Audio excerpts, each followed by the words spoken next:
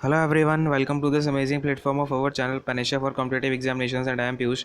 तो जैसा कि आपको पता ही, आज हम क्या करने वाले हैं, क्लास 1 स्टार्ट करेंगे हम हमारा जो मैथ्स का क्रैश कोर्स है एसएससी सीएचएसएल को लेके। ठीक है, एसएससी सीएचएसएल का जो क्रैश कोर्स है आज से स्टार्ट होने वाला है और ये जो आपके पूरा सीरीज़ रहेगी, आपकी ये पूरी 60 to 70 डेज़ की पूरी सीरीज़ रहेगी। ठीक है, तो इसमें हम क्या क्या कवर कर रहे होंगे, इसमें हम सारे डेली हम एक एक सेट लगा रहे होंगे और हम कोशिश करेंगे कि सारे डेली के डेली 25 क्वेश्चंस को हम डिस्कस कर लें। ठीक है, तो ये जो 25 क्वेश्चन होंगे आपके डेली एक एक सेट के फॉर्म में आपको दिए जाएंगे। ठीक है, सेट्स के फॉर्म में। और इसके अलावा आपको इसको करने का तरीका क्या होगा, आपके सामने सबसे पहले मैं क्वेश्चन दिखाऊंगा।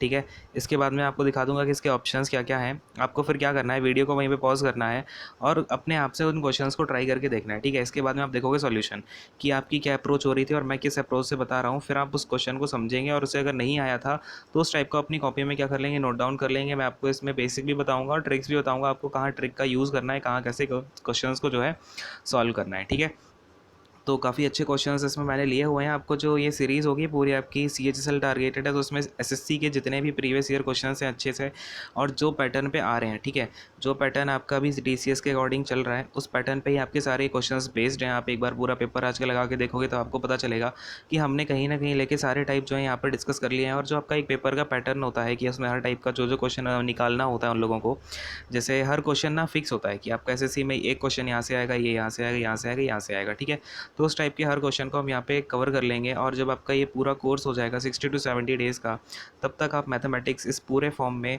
2-3 बार पूरी आराम से रिवाइज़ कर चुके होंगे हर टाइप का और हर टाइप के क्वेश्चंस को। ठीक है, तो ये हमारा टारगेट रहेगा इस पूरी सीरीज़ में। और बिल्कुल अच्छे से पढ़ते हैं। अगर कोई डाउट आता है कहीं पर भी तो आप कमेंट सेक्शन में पूछ लेना। और अगर आपको इसकी पीडीएफ चाहिए तो बता देना क्वेश्चंस की, मैं पीडीएफ भी प्रोवाइड करवा दूंगा, जिससे आप क्या करो, क्वेश्चंस की प्रैक्टिस कर पाओ। ठीक है, अगर आपको कहीं कोई क्वेश्चन बाद में प्रैक्टिस करना है, ऐसे ही आपने नॉर्मली अभी पढ़ लिया, ठीक है, चलो कोई बात नहीं, कहीं लिख लिया जो नहीं आया, लेकिन इसके बाद अगर आपको कभी प्रैक्टिस करनी हुई तो ये क्वेश्चन आप उठा के देख सकते हो। ठीक है, तो बता देना, वो आपको टेलीग्राम चैनल पर प्रोवाइड करवा दूंगा। ठीक है, तो इसके अलावा बस ये सारी चीज़ें हैं। अगर आपको डाउट वगैरह पूछना तो आप हमारा टेलीग्राम चैनल भी ज्वाइन कर सकते हो, वहाँ पे जो एक सेपरेट डाउट ग्रुप बना हुआ है वहाँ पे आप पूछ सकते हो। ठीक है, तो फिलहाल ये सारी चीज़ें हो गई हैं और अब हम शुरू करेंगे आज का लेक्चर। देखो फटाफट से शुरू करते हैं। सबसे पहला आपके सामने क्वेश्चन है, यहाँ पे आप वीडियो को पॉज कर सकते हो और ये आप इसके ऑप्शंस भी देख लो, ये आपके ऑप्शंस रहे हैं, देख लो ये ऑप्शंस और अपने हिसाब से क्वेश्चन को करने की कोशिश करो अभी। ठीक है, चलो, आई होप कि आपने पॉज करके करने की कोशिश करी होगी। एंड अब मैं आपको समझाता हूँ क्या है। If decreasing 120 by x percentage give the same result as increasing 40 by x percent, यानी कि अगर हम 120 को एक्स परसेंट जितना हम डिक्रीज़ करते हैं ना, अगर हम 120 को एक्स परसेंट डिक्रीज़ करते हैं, मतलब कितना डिक्रीज़ हो जाएगा, ये 100 माइनस एक्स हो जाएगा कि नहीं हो जाएगा, है ना, परसेंटेज है तो अपॉन में परसेंटेज भी आ जाएगा। क्लियर है, तो ये उतना ही रिजल्ट देता है जितना कि आपका जो 40 है वो इंक्रीज़ किया जाए एक्स परसेंट से, यानी 40 अगर 100 से इंक्रीज़ किया, 100 प्लस एक्स यानी एक्स परसेंट से इंक्रीज़ किया गया तो एक्स प्लस 100 हो जाएगा और अपॉन में हम क्या कर देंगे, परसेंटेज है तो 100। क्लियर है, ये दोनों क्या है, वैल्यूज़ इक्वल हैं क्योंकि सेम रिजल्ट देता है ना। तो मुझे यहाँ से क्या पता चलेगा, 100 से 100 कैंसिल, 40 से चला जाएगा ये अपना 3 टाइम। तो मुझे यहाँ से ये दिख गया कि भाई 300 माइनस का 3x इक्वल टू में कितना है भाई, 100 प्लस एक्स है। ठीक है, और इसके अलावा हमसे क्या बोला गया है, देन एक्स परसेंटेज ऑफ 210, यानी कि हमें पहले एक्स की वैल्यू निकालनी पड़ेगी। तो ये कितना हो जाएगा यहाँ से 200 इक्वल टू में, अगर मैं माइनस के 3x को लेके जाता हूँ LHS में, तो ये प्लस का 3x हो जाएगा, है ना, x प्लस 3x कितना हो जाएगा अपना, 4x हो जाएगा। क्लियर है, तो यहाँ से x की वैल्यू कितनी निकल के आ गई भाई, 40 आ गई, 50 आ गई है ना। तो 50 जो है हमारे x की वैल्यू निकल के आ गई है। अब क्वेश्चन में हमसे क्या पूछ रहा है कि x परसेंटेज ऑफ 210, तो पहले ये सारी चीज़ें हटा देता हूँ। हमारा x 50 आ गया, फटाफट से हमने x को 50 निकाला और इसके बाद क्या किया, 210 का हमने 50 परसेंटेज निकाला, तो कितना आ जाएगा भाई, फटाफट से बोलो ज़रा मुझे। ये आपका 2 से जाएगा कितने टाइम, 105, यानी कि ये तो आ गया आपका 105। अब वो क्या पूछ रहा है, ये जो 105 आया है ना, ये what percentage less than x plus 20 percentage of 180। Okay, कोई बात नहीं, तो 180 का हम इंटू में 50 प्लस 20 कितना, 70 परसेंटेज और निकाल लेते हैं। कोई दिक्कत है क्या किसी को, चलो ये 0 से 0, 0 से 0, 18 7 जा कितना होता है, बोलो फटाफट से। और हाँ, जितनी भी कैलकुलेशन मैं आपसे बोलता हूँ ना कि पूछता हूँ बोलो यहाँ से कैसे क्या होगा, तो वो सारी कैलकुलेशंस आपको खुद से बोलनी होगी। ठीक है, ऐसा नहीं है आप चुपचाप बैठे रहो और यहाँ पे भागवती चलती रहे। ठीक है, ऐसा नहीं करना है।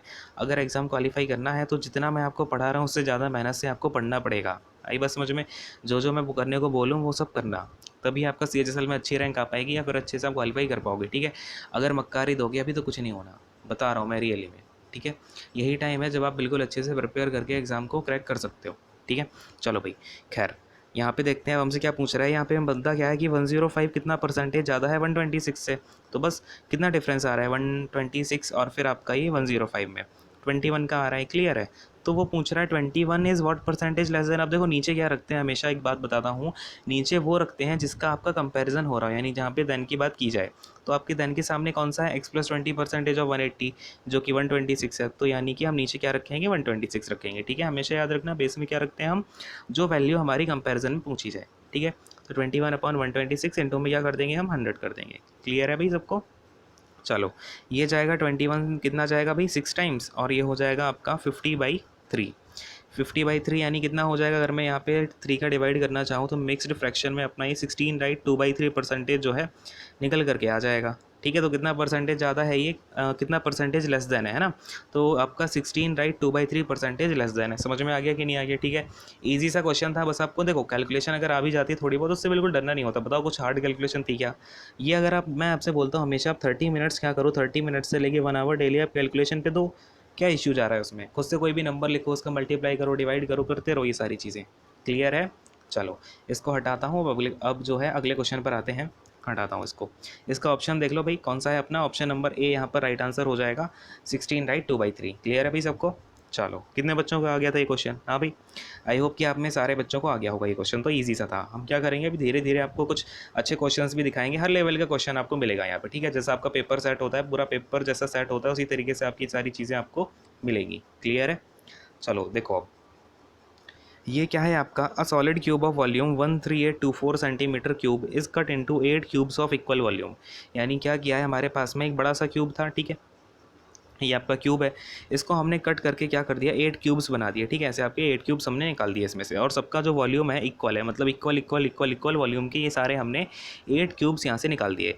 अब बोल रहा है कि सरफेस एरिया का ratio, the ratio of the surface area of the original cube to the sum of surface area of 3 of the smaller cube. यानी हमें बड़े वाले जो सरफेस, बड़ा वाला जो हमारा क्यूब है इसके सरफेस एरिया का, और जो छोटे वाले क्यूब हैं उनमें से 3 के सरफेस एरिया का हमें रेशियो निकालना है, ठीक है। मतलब इन 3 के एडिशन का हमें इन दोनों के सरफेस एरिया का रिलेशन निकालना है, रेशियो, ठीक है। तो अब देखो बात को समझते हैं, सारी चीज़ें हटा देता हूँ, ठीक है ना। चलो अब हम क्वेश्चन को करना शुरू करते हैं। सबसे पहले देखो वॉल्यूम कितना है भाई बड़े वाले क्यूब का 13824। तो अगर मैं बड़े वाले क्यूब का जो साइड है उसको मैं क्या बोल देता हूँ, लेट्स से एक्स बोल देता हूँ, यानी कि एक्स क्यूब इक्वल टू कितना है 13824 है। तो एक्स कितना हो जाएगा, अब देखो मैं आपको हमेशा 3 बातें बोलता हूँ बेटा कि पहली बात आप 1 से लेके 30 तक के क्या कर लो, स्क्वायर और क्यूब याद कर लो सारे के सारे, ठीक है। आपने अगर मेरे पहले भी लेक्चर लिए हुए हैं सीजीएल के, मैंने जितने सेट कराए हैं सीजीएल के लिए जो भी क्लासेस लिए हैं, बूस्टर कोर्स हो गया, मैंने शायद हर एक क्लास में बोला होगा, और आज तक मैंने शायद 50 to 70 टाइम्स बोल चुका हूँ 1 to 30 तक के क्यूब याद कर लो बेटा। दूसरी बात 1 से लेके 50 तक की टेबल याद कर लो कम से कम, लेकिन 1 से 30 तक की भी कर सकते हो, काम चल जाएगा। लेकिन 1 से 50 तक की टेबल याद कर लो, ग्रेजुएट हो गए हो, ठीक है। पता है उसमें आप में से आधे लोग ग्रेजुएट हो, सीजीएल का एग्ज़ाम दे रहे हो, ठीक है। लेकिन कोई बात नहीं, देखो और जो तीसरी बात है वो आपको क्या करनी है, जितने भी पाइथागोरियन ट्रिपलेट्स हैं, जो इंपॉर्टेंट पाइथागोरियन ट्रिपलेट्स हैं वो याद कर लो, ठीक है। ये 3 काम आपको करने हैं, ठीक है। अब देखो ये जो 13824 होता है, पता है किसका क्यूब होता है, 24 का क्यूब होता है। तो मेरा एक्स कितना आ गया 24 हो गया, क्लियर है। तो अब क्या है अगली बात कि हमने क्या किया है, इसका जो वॉल्यूम है वो इक्वल है, यानी कि छोटे और बड़े का जो वॉल्यूम होगा वो तो इक्वल ही होगा, है ना। तो पहली बात तो मुझे यहाँ से पता चल गई कि साइड ऑफ बड़े वाले क्यूब क्या है। अब मैं क्या करता हूँ, ये जो बड़े वाले क्यूब का वॉल्यूम था वो इक्वल टू जो सारे के सारे मुझे मेरे 8 छोटे छोटे से क्यूब थे ना, उनके टोटल वॉल्यूम के इक्वल हो जाएगा। तो 8 क्यूब्स इंटू में लेट्स से जो हमारा छोटा वाले क्यूब है उनकी सबकी साइड ए है, तो ये हो जाएगा ए का क्यूब। तो अब आपका ये 8 से काट देते हैं एक बार हम, कितने टाइम जाएगा ये 8 1 सा 8, ठीक है। 8 7 सा 56, फिर आएगा आपका 2, तो 8 2 जा 16, तो 64, और 8 8 जा 64, ठीक है। अच्छा ये 1724 अब किसका क्यूब होता है ज़रा बताओ मुझे। ए का क्यूब इक्वल टू 1724 आ गया, तो यहाँ से ए कितना आ जाएगा 1728 होता है 12 का क्यूब, क्लियर है। तो आपका जो स्मॉल ए है वो वैल्यू निकल के आ जाएगी 12, ठीक है। यानी कि जो आपके छोटे छोटे क्यूब है ना उनकी साइड की कितनी हो गई भाई 12 सेंटीमीटर की हो गई है। बात समझ में आ गई कि नहीं आ गई। अब मुझे निकालना क्या था, ratio of the surface area of the original cube and sum of the surface area of 3 of the smaller cube. अब बच्चे क्या करते हैं ना 3 नहीं देखते हैं, जल्दी जल्दी में इसका पूरा 8 का एरिया निकाल लिया, इनके सारे के सारे 8 का निकाल के इसका पूरे का एरिया का रेशियो निकाल लेते हैं, ठीक है। और फिर यहीं पर हो जाती है गलती। तो ये गलतियाँ नहीं करनी है। खैर देखो यहाँ पर आपका क्या हो जाएगा, अगर मैं बोलूँ बड़े वाले क्यूब का जो सरफेस एरिया है वो कितना हो जाएगा, 4 इंटू में एक्स स्क्वायर, यानी कि 4 इंटू में 24 और इंटू में 24। क्लियर है, कोई इश्यू नहीं है। इसके अपॉन में क्या हो जाएगा आपका, छोटे वाले तीन क्यूब का एरिया कितना हो जाएगा, 3 इंटू में 4 इंटू में ए का स्क्वायर यानी 12 और इंटू में 12। ठीक है, अब इस 12 से ये जाएगा आपका 2 टाइम, ये जाएगा आपका 2 टाइम, और ये 2 2 जा 4, इससे पूरा ही कैंसिल हो जाएगा। कितना बचा रेशियो, 4/3, यानी कि रेशियो हमारा कितना निकल के आ जाएगा, 4:3 जो है रेशियो निकल के आ जाएगा। ठीक है, ईजी से ही क्वेश्चन था, सबको समझ में आ गया होगा। ठीक है, क्लियर है ना। चलो हाँ बोलो फटाफट से, जब भी मैं आपसे बोलता हूँ ना हाँ या ना, जो भी बातें आपकी फटाफट से बोल देनी है जहाँ भी आप बैठे हो। ठीक है, हाँ ज़रूर बोल दिया करो। चलो इसको हटाता हूँ, क्या होता है ना, इससे लेक्चर में हमारी इंटरेक्शन बढ़ती है। तो देख लो भाई, 4:3 अपना यहाँ पर राइट आंसर हो जाएगा। क्लियर है। और ये सारे क्वेश्चंस आपके इधर उधर से नहीं उठाए मैंने, जो आपके मोस्ट रेलेवेंट ऐसे क्वेश्चन हो सकते हैं प्रीवियस ईयर से, वही उठाए हुए हैं। ठीक है, तो और कहीं मुझे चेंजमेंट करना होगा वो मैं एक्स्ट्रा एडिशन करके दूंगा। ठीक है, तो आपको बिल्कुल अच्छे से ये सारे क्वेश्चंस लगा लेने हैं, कम से कम 1 से 2 बार। ठीक है, चलो भाई इसको अब जरा हटाते हैं, देखते हैं अपने पास क्वेश्चन क्या बोल रखा है। ये आप क्वेश्चन देख लो और ये रहा आपका ऑप्शंस, तो इसे आप जरा करके बताएंगे मुझे। ठीक है, चलो भाई अब क्वेश्चन क्या है अपने पास में, the ratio of the efficiencies of A B and C is 2:5:3, working together they can complete a work in 27 days, B and C together can complete the 4/9 of the part of that work in. ठीक है, तो हमें ए और B और सी की efficiency का ratio पता है, और तीनों मिलके काम 27 डेज में ख़त्म कर देते हैं। तो जो आपका टोटल वर्क होगा, टोटल वर्क की अगर मैं बात करूँ कितना हो जाएगा टोटल वर्क, 27 डेज इंटू में अगर मैं टोटल एफिशिएंसी करके लिखना चाहूँ कितनी हो जाएगी ये, 538 + 2 10। ठीक है, तो टोटल वर्क मैं आपका 270 मान सकता हूँ कि नहीं मान सकता हूँ, बोलो हाँ। क्योंकि आपका टाइम इंटू एफिशिएंसी क्या होता है, टोटल वर्क होता है। और ये पता है मुझे रेशियो है, लेकिन यहाँ से मेरा जो एक जो कांस्टेंट होगा ना वो कट जाता है, तो इसलिए हम यहाँ पे कांस्टेंट लेने की कोई ज़रूरत नहीं है। क्लियर है। अब ये हो गया 27 डेज़ में काम खत्म। अब बोल रहा है बी और सी मिलके 4/9 कितने दिन में करेंगे। तो टोटल वर्क तो अपना 270 है, सबसे पहले इसका हम क्या निकाल लेते हैं, 4/9 निकाल लेते हैं। तो इंटू में 4/9 कर दो, कितना हो जाएगा ये, 9 3 ज़ा 30, ये हो जाएगा आपका 120। यानी कि अब हमें 120 काम करना है बी और सी को मिलके। तो जो टाइम लगेगा जो बी प्लस सी को मिलके काम करने में, 120 है ना। तो 120 अपॉन का बी प्लस सी, यानी कि कितना हो जाएगा, 5 + 3 8। क्लियर है ना, समझ में आ रहा है ना सबको। अभी ज़्यादा कुछ दिक्कत वाली बात तो है नहीं इसमें। तो अब देखो भाई, ये कितना हो जाएगा अपना, 4 3 ज़ा 4 2 ज़ा और 2 से जाएगा ये 15 टाइम्स। यानी कि कितने दिन में ये लोग काम खत्म कर लेंगे भाई, 15 डेज़ में आपका ये जो है काम खत्म कर लेंगे बी और सी मिलके। तो बात समझ में आ गई, क्लियर है। छोटे से क्वेश्चन चल रहा है, अभी हम धीरे धीरे क्या करेंगे, अभी आपके एक दो क्वेश्चन और करके आपको भी अच्छा लेवल देखने को मिलेगा। ठीक है, चलो इसको हटाता हूँ, और भी हम धीमे धीमे मतलब एग्जाम में आपके जिस पैटर्न पे क्वेश्चन आ रहे होते हैं सारे हम देख के चलेंगे। तो ये 15 जो है आपका राइट आंसर हो जाएगा। चलो नेक्स्ट क्वेश्चन पे आते हैं। अगला क्वेश्चन क्या है अपने पास, x⁴ + x⁻⁻4 = 194 गिवन है, और x क्या है आपका 0 से बड़ा है, तो पूछ रहा है कि x-2 के होल स्क्वायर की वैल्यू बता दें। चलो भाई इस क्वेश्चन को पॉज करो और यहाँ पे आप इस क्वेश्चन को ट्राई करने की कोशिश करो। ठीक है, आपके ऑप्शंस हैं, ये देख लो, ये रहे आपके ऑप्शंस 1 6 2 3, इसे आप सॉल्व करो। तो आई होप कि आपने पॉज करके सॉल्व कर लिया होगा। अब देखो इस क्वेश्चन को करना कैसे है, ध्यान से समझते जाना। अब क्या लिखा है अपने पास, x⁴ प्लस x⁻⁻4 मतलब कि 1 का x⁴ है ना, इक्वल टू में है 194। मैंने क्या किया, अब दोनों साइड यहाँ भी +2 कर दिया और यहाँ भी +2 कर दिया है। क्लियर है। तो भाई अब देखो जरा दूसरा कलर ले लेता हूँ मैं। देखो ये हो जाएगा आपका क्या, ये x² का स्क्वायर है, ये 1/x² का स्क्वायर हो गया, और ये 2 इंटू में 1/x² इंटू x², ऐसे लिख सकते हैं कि नहीं लिख सकते। तो ये क्या हो जाएगा आपका x² प्लस का 1/x² का होल स्क्वायर हो जाएगा। बात को समझ पा रहे हैं। कुछ भी डाउट होता है ना छोटा से छोटा, तो आप पूछ जरूर लेना, ठीक है, शर्माना मत बिल्कुल भी। ये हो जाएगा 196। अब देखो 196 किसका स्क्वायर होता है, तो ये हो जाएगा आपका 14 का स्क्वायर, हाँ कि नहीं। तो ये 14 का स्क्वायर हो गया, यानी कि मेरा यहाँ से x² + 1/x² कितना निकल के आ जाएगा भाई, ये अपना निकल करके आ जाएगा 14। ठीक है, अब मैं फिर से जाऊँगा, अब मुझे यहाँ पे क्या दिखा, मैंने कहा इसको तो मैं फिर से x + 1/x में लेके जा सकता हूँ। कैसे, देखो भाई यहाँ पर मैंने क्या किया, +2 किया, यहाँ पर भी मैंने +2 कर दिया। क्लियर है। तो ये कितना हो जाएगा, अभी आपका क्या दिख रहा है आपको, x + 1/x का होल स्क्वायर दिख रहा है कि नहीं दिख रहा है। और ये कितना है आपका, 14 + 2 16 है ना। और ये है आपका x + 1/x का होल स्क्वायर। समझ गए बात को। ठीक है, तो यहाँ से आपका जो x + 1/x है, x + 1/x इक्वल टू कितना निकल के आ जाएगा, 4 निकल के आ जाएगा कि नहीं आ जाएगा, बोलो हाँ, ठीक है। अब ये आ गया, अब हमें निकालना क्या है, x-2 का होल स्क्वायर निकालना है। तो अब बात को बड़े ही ध्यान से समझना। अब मैं क्या करूँगा इसका कि ये इसमें से मैं x को ले लेता हूँ एलसीएम, ठीक है।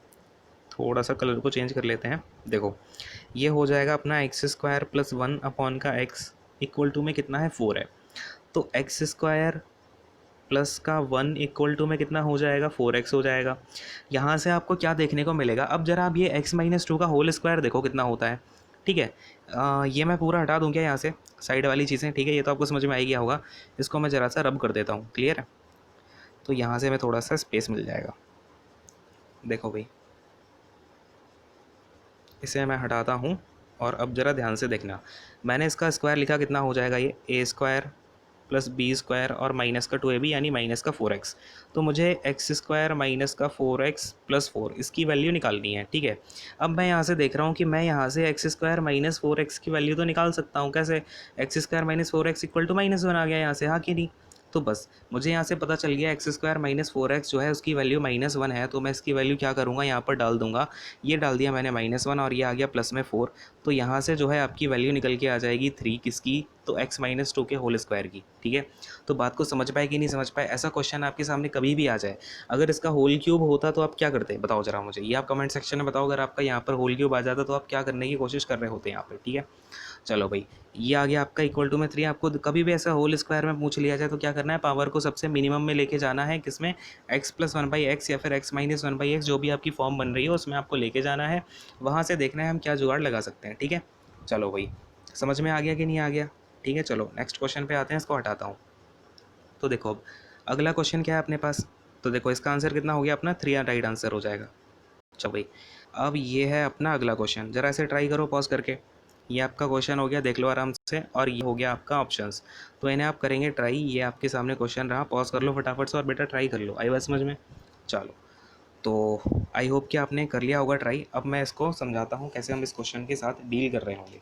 चलो भाई, अब देखो इसे करने का मैं आपको ना एक तरीका बताता हूँ, जो आपको मतलब एक चीज़ है जो आपको थोड़ी सी रिमेंबर करनी पड़ेगी। इसके ना 2 मेथड आपको बता देता हूँ। एक तो मैं आपको इसका बेसिक मेथड भी बता देता हूँ, तो बड़े ही ध्यान से सुनते जाना। इसका मैं आपको बेसिक मेथड भी जो है एक्सप्लेन कर देता हूँ, और मैं इसका क्या करूँगा, आपको एक रिज़ल्ट बताऊँगा जो आपको याद करके रखना होगा, जिससे क्या होगा ना, आप एग्ज़ाम में बड़ी ही जल्दी कर पाओगे। क्या होता है ना कि एग्ज़ाम में हमें टाइम बहुत कम रहता है। अगर ऐसे क्वेश्चन में हमें रिज़ल्ट पता हुआ पहले से, और ये क्वेश्चन ऐसा है कि ये आपका रिपीट होगा, विद डिजिट रिपीट होगा, ठीक है। ऐसा नहीं कि वे डिजिट रिपीट ना हो, और ये आपका हुआ भी है, 3-4 बार रिपीट हो चुका है सेम डिजिट के साथ, और इसका रिलेशन एक ही तो बन रहे होते हैं। तो वो आप अगर नंबर्स को याद रख लोगे तो कोई दिक्कत नहीं पड़ जाएगी, ठीक है। कुछ भारीपन हो नहीं जाएगा, ठीक है। चलो भाई, थोड़ा सा पहले मैं क्या करूँ, पहले आपको बेसिक सिखा देता हूँ, फिर मैं आपको इसका रिजल्ट बता दूँ, या फिर पहले रिजल्ट बता दूँ। चलो रिजल्ट ही बता देता हूँ।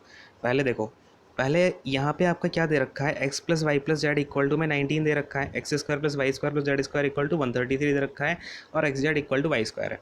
तो इस ऐसा क्वेश्चन आपके सामने रिपीट होगा जब भी आपका x z equal to y² हो और ये x + y + z हो 19। बस आप इतना सा ध्यान में रख लो। तो क्या होता है ना कि आपका x इक्वल टू होता है 4, y इक्वल टू होता है 6 और z इक्वल टू होता है 9, ठीक है। इतनी सी बात ध्यान रख लोगे तो आपका बहुत ज़्यादा कल्याण हो जाएगा। अब इसे चेकआउट कर लेते हैं। ये आपका जो y स्क्वायर है ये हो जाएगा 36 इक्वल टू 9 4 36, ये आप यहाँ भी सेटिस्फाई कर गया। अब आप यहाँ पर रख के देखोगे तो 4 + 6 + 9 कितना हो जाएगा, 19 हो जाएगा। यहाँ भी सेटिस्फाई कर गया, और ये आपका यहाँ भी सेटिस्फाई हो जाएगा अगर आप चेक करके देखोगे। 16 + 36 + का 81, ठीक है। कर लो फटाफट से चेक। 6 6 12 और 12 + 8 कितना हो जाएगा आपका, ये आपका 81 है, ठीक है। 6 6 12 + 1 कितना हो जाएगा, 13 हो जाएगा। फिर आपकी एक कैरी आ जाएगी, ठीक है। तो 8 3 कितना हो जाएगा, कितना 11 11 + 1 12 और एक 13, क्लियर है। तो 133 इसका एडिशन निकल के आ जाएगा। तो इतनी सी बात समझ में आ गई है। तो इस प्रकार से हम क्या बता सकते हैं, यहाँ पे डिफरेंस हमें z और x का दिया हुआ है, तो z और x का डिफरेंस यहाँ से 5 आ जाएगा। तो इतनी सी बात अगर आपके दिमाग में रहेगी तो आप फटाफट से 10 सेकंड के अंदर, 10 सेकंड से ही पहले आप इस क्वेश्चन को कर लोगे और आगे बढ़ जाओगे, ठीक है। अब इसका मैं ज़रा आपको बेसिक्स भी बताऊंगा। ऐसा नहीं है कि आपको मैं बस इतना ही बता के, मैंने देखा है कि कई सारे लोग क्या करते हैं ना कि बस इतनी सी बात बता दी और चलो भाई बढ़िया है, फिर इसे रट लेना। लेकिन ठीक है भाई, चलो आपने रट लिया नहीं रट लिया जो भी चीज़ें हैं, लेकिन आपको बेसिक हर चीज़ का पता होना चाहिए, ये मैं ऐसा बिलीव करता हूँ, ठीक है। तो उसके पीछे का क्या रीज़न रहा है, अब वो भी हम देखते हैं कैसे कैसे इस क्वेश्चन को सॉल्व करना है। चलो भाई, सॉल्व करना शुरू करते हैं। सबसे पहले हमें क्या दिख रहा है, x + y + z दिख रहा है, x² + y² + z² दिख रहा है। तो हम क्या करेंगे, x² प्लस हमें यहाँ पे पता है कि x square plus y square plus z square, इसका रिलेशन अगर मुझे x plus y plus z के साथ चाहिए तो मुझे एक ही फॉर्मूला दिमाग में आता है कि x plus y plus z का होल स्क्वायर क्या होता है भाई, इसका होल स्क्वायर होता है आपका x square plus y square plus z square और प्लस का 2, फिर ब्रैकेट में x y plus y z plus z x. होता है कि नहीं होता है, सबको पता है, अगर नहीं पता है तो बेटा लिख लो, ठीक है। वैसे उम्मीद ये कर रहा था मैं आपको पता होगा। खैर, इसको अब हटा रहा हूँ, फॉर्मूला आप नोट कर लेना। अब मैं जरा क्वेश्चन पे की बात करूँगा। अब यहाँ पे मैं वैल्यूज़ डालना स्टार्ट कर रहा हूँ, ठीक है। चलो भाई इसको हटाता हूँ, वैल्यूज़ डालता हूँ। 19 का स्क्वायर यानी x plus y plus z का जो स्क्वायर है इक्वल टू में किसके हो जाएगा, x square plus y square plus z square यानी कि 133। और ये हो जाएगा प्लस में आपका 2 times of x y plus y z plus z x होता है ना, तो x y plus y z और प्लस में मैं जेड एक्स की जगह क्या लिख दूंगा, क्योंकि मुझे पता है एक्स इंटू में जेड की वैल्यू कितनी है, वाई स्क्वायर है, तो मैं यहाँ पर वाई स्क्वायर ही लिख दूंगा। कोई आपत्ति, किसी को कोई दिक्कत परेशानी हो रही हो, समस्या आ रही हो, ठीक है, लिख सकते हैं ना ऐसे। चलो भाई अब देखो 19 का स्क्वायर कितना हो जाएगा, 361 हो जाएगा, इक्वल टू में ये 133 है।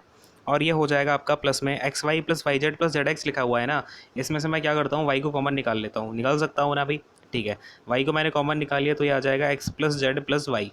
समझ में आ गई बात। तो अब देखो ये कितना हो जाएगा, 361 इक्वल टू 133 प्लस का 2y और x plus y plus z की वैल्यू कितनी है भाई, अगेन 19 है, तो प्लस में 19। बात को समझ पा रहे हैं भाई, बात की गहराई तक पहुंच पाए कि नहीं पहुंच पाए। चलो अब ये कितना हो जाएगा आपका 361 में से आप 133 माइनस कर दो जरा इसको, तो कितना निकल के आएगा, ये आपका आ जाएगा 228 है ना। तो 228 इक्वल्स टू में ये आपका इंटू में है, प्लस में नहीं है, ठीक है। चलो 228 इक्वल टू में 2 इंटू में 19 इंटू में कितना वाई, तो ये 2 से कितने टाइम चला जाएगा, 114। अच्छा अब बताओ जरा 19 का कितने टाइम्स होता है, 114, तो 19 6 जा होता है 114, तो आपका यहाँ से वाई कितना आ गया, वाई निकल के आ गया मेरे पास में 6, ठीक है। अब देखो, अब मैंने यहाँ पर y इक्वल टू 6 निकाल लिया है। अब आपको थोड़ा सा यहाँ पर बड़े ही ध्यान से चीज़ों को समझना होगा कि अब जरा मैं इन सारी चीज़ों को हटा देता हूँ। मैंने y यहाँ से निकाल लिया, 6 आ गया, ठीक है, इसको हटाता हूँ। अब देखो y इक्वल टू 6 आ गया, मतलब कि x इंटू में z मुझे पता चल गया, इक्वल टू में ये 36 है और y की वैल्यू कितनी है भाई, 6 निकल के आ रही है। तो आप अगर एक बार इसमें y की वैल्यू डाल दोगे, कितना आ जाएगा, x plus Z equal to आ जाएगा आपका कितना, तो यहाँ से देखना ये आपने कितना 6 से डाल दिया यानी कि 13, तो x plus Z equal to में 13 निकल के आ जाएगा। तो अगर आप यहाँ पर थोड़ा सा ये करके देखोगे क्या कि 36 कैसे कैसे आ सकता है, तो आपका 36 कैसे आ सकता है, तो भैया 12 इसको बोल सकते हो, 3 इसको ले सकते हो, है ना। इसके बाद में आप इसे 9 ले सकते हो, इसे 4 ले सकते हो, है ना। तो ऐसे आपको क्या करने हैं, कई सारे आपको फिर फैक्टर्स बनाने होंगे, जिसे आप 6 इंटू 6 ले सकते हो। फिर क्या करके देखना होगा, इसमें आपको 12 प्लस 3 कितना होता है, 15 होता है, ये हमारा काम नहीं करेगा। 9 प्लस 4 13 होता है, ये काम कर जाएगा, और 9 इंटू 4 36 निकल के आ रहा है, ठीक है। और 6 प्लस 6 भी 12 होता है, ये काम नहीं करेगा। तो यहाँ से हमें एक्स और वाई, जो एक्स और जेड है वो भी हमारा यहाँ से निकल के आ जाएगा 9 और 4, बस। अब हमने वैल्यू निकाल ली है, एक्स प्लस जेड हमें पता चल गया, एक्स और वाई और जेड, है ना, इन तीनों की वैल्यूज़ हमें पता चल गई हैं। अब सबसे बड़ी बात यहाँ पर कि आप क्या एक्स लोगे और क्या जेड लोगे, है ना। तो आपको ये बात यहाँ पर थोड़ी सी ध्यान रखनी होगी कि एक्स और जेड क्या होगा, 9 और 4 होगा, ठीक है। जब आप डिजिट्स को याद रखेंगे, जो मैंने आपको थोड़ा मेमोराइज़ करने के लिए बोला हुआ है, उसमें थोड़ा याद रखना, जो आपका एक्स होता है वो 4 होता है, वाई होता है वो 6 होता है, जेड होता है वो आपका कितना होता है, 9 होता है, ठीक है। तो इन चीज़ों को थोड़ा सा याद रखना, नहीं तो आप यहाँ पे वाई में 9 रख दो और जेड में 6 रख दो तो दिक्कत आ जाएगी, ठीक है। तो ऐसा मत करना। अब हमें डिफरेंस देखना है जेड और एक्स का, तो डिफरेंस कितना हो जाएगा, 4 और 9 के बीच में डिफरेंस आपका 5 निकल के आ जाएगा, ठीक है। तो समझ में आ गया कि नहीं आ गया। अब आप इस चीज़ को अगर मेमोराइज़ कर लेते हो तो भी बढ़िया, नहीं कर लेते हो तो आपको ये मेथड तो पता ही, आप इससे आराम से करके निकाल सकते हो। क्लियर है भाई सबको।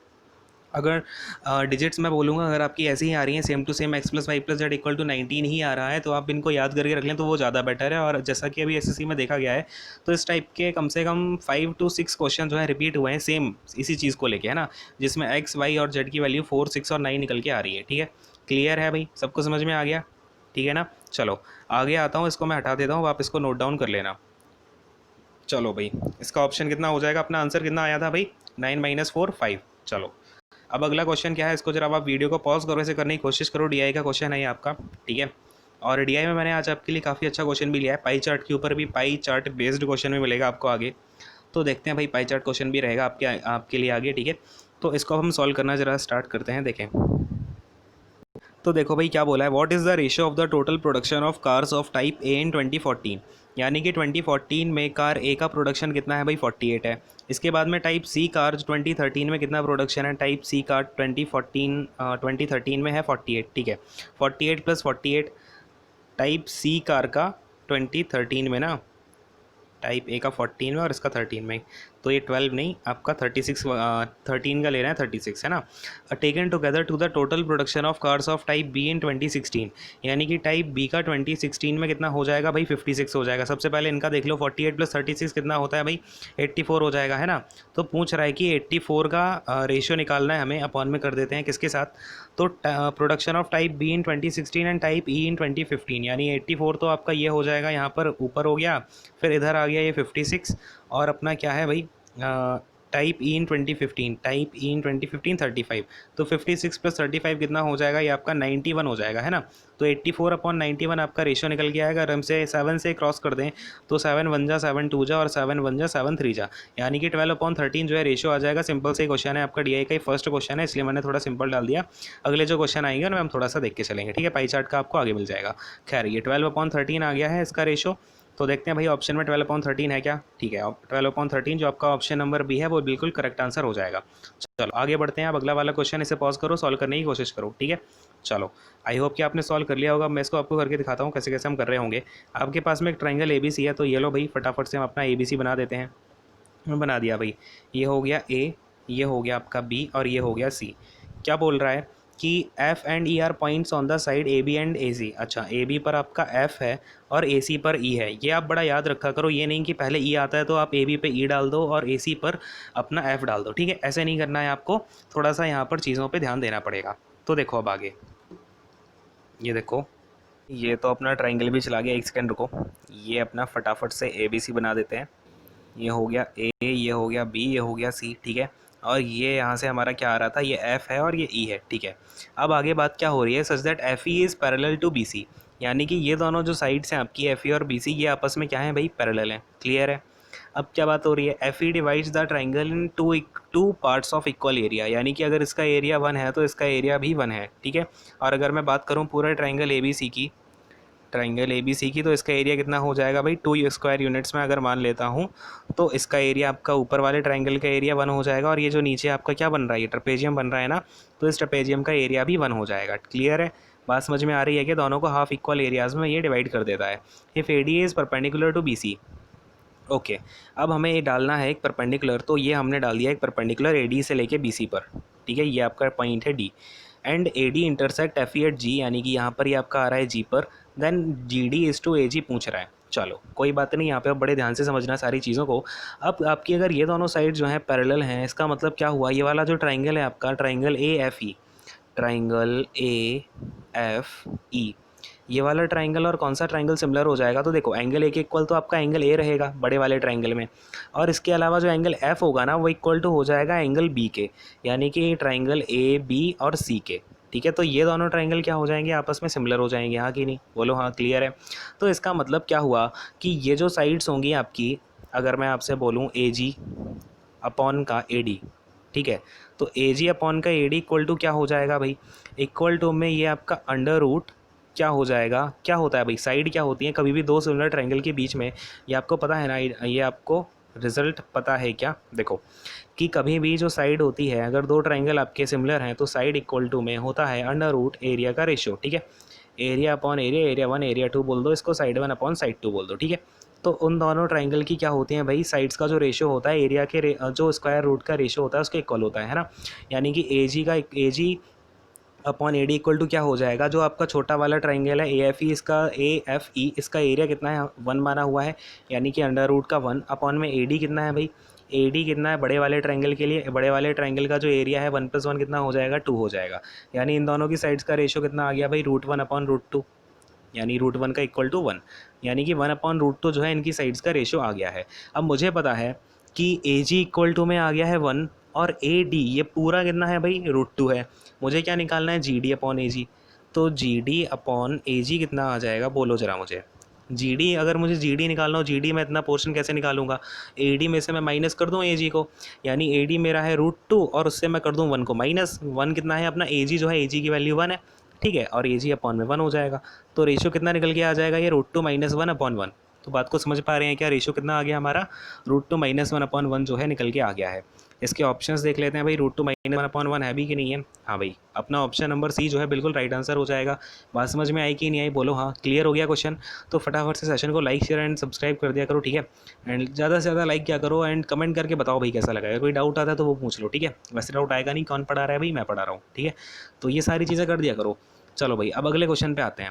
हमारे पास क्या है कि √5x³ minus 81√3y³ divided by √5 minus का 3√3y, ठीक है।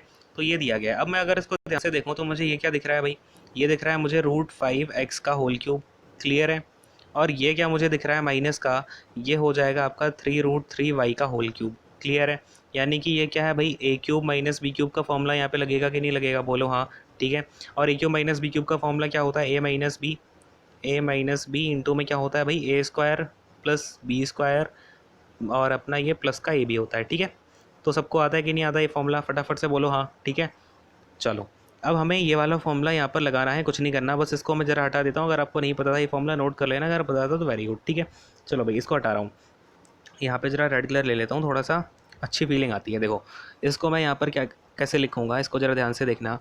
ये आपका क्या हो जाएगा, √5x माइनस का 3√3y और डिवाइड आपका ये मल्टीप्लिकेशन में हो जाएगा। √5 का होल स्क्वायर कितना हो जाएगा, ये 5 और x का होल स्क्वायर x², ठीक है। प्लस में 3√3y का होल स्क्वायर करो, कितना आ जाएगा ये आपका 9 × 3 यानी 27y², क्लियर है। समझ में आ रहा है ना सबको। कोई भी दिक्कत होती है पूछ जरूर लेना है, बिल्कुल शर्माना नहीं है, ठीक है। ये हो जाएगा 3 और ये आपका ना क्या होता है a × b, यानी कि 3 इंटू में रूट कितना हो जाएगा ये 15। चलो, √15xy, क्लियर है।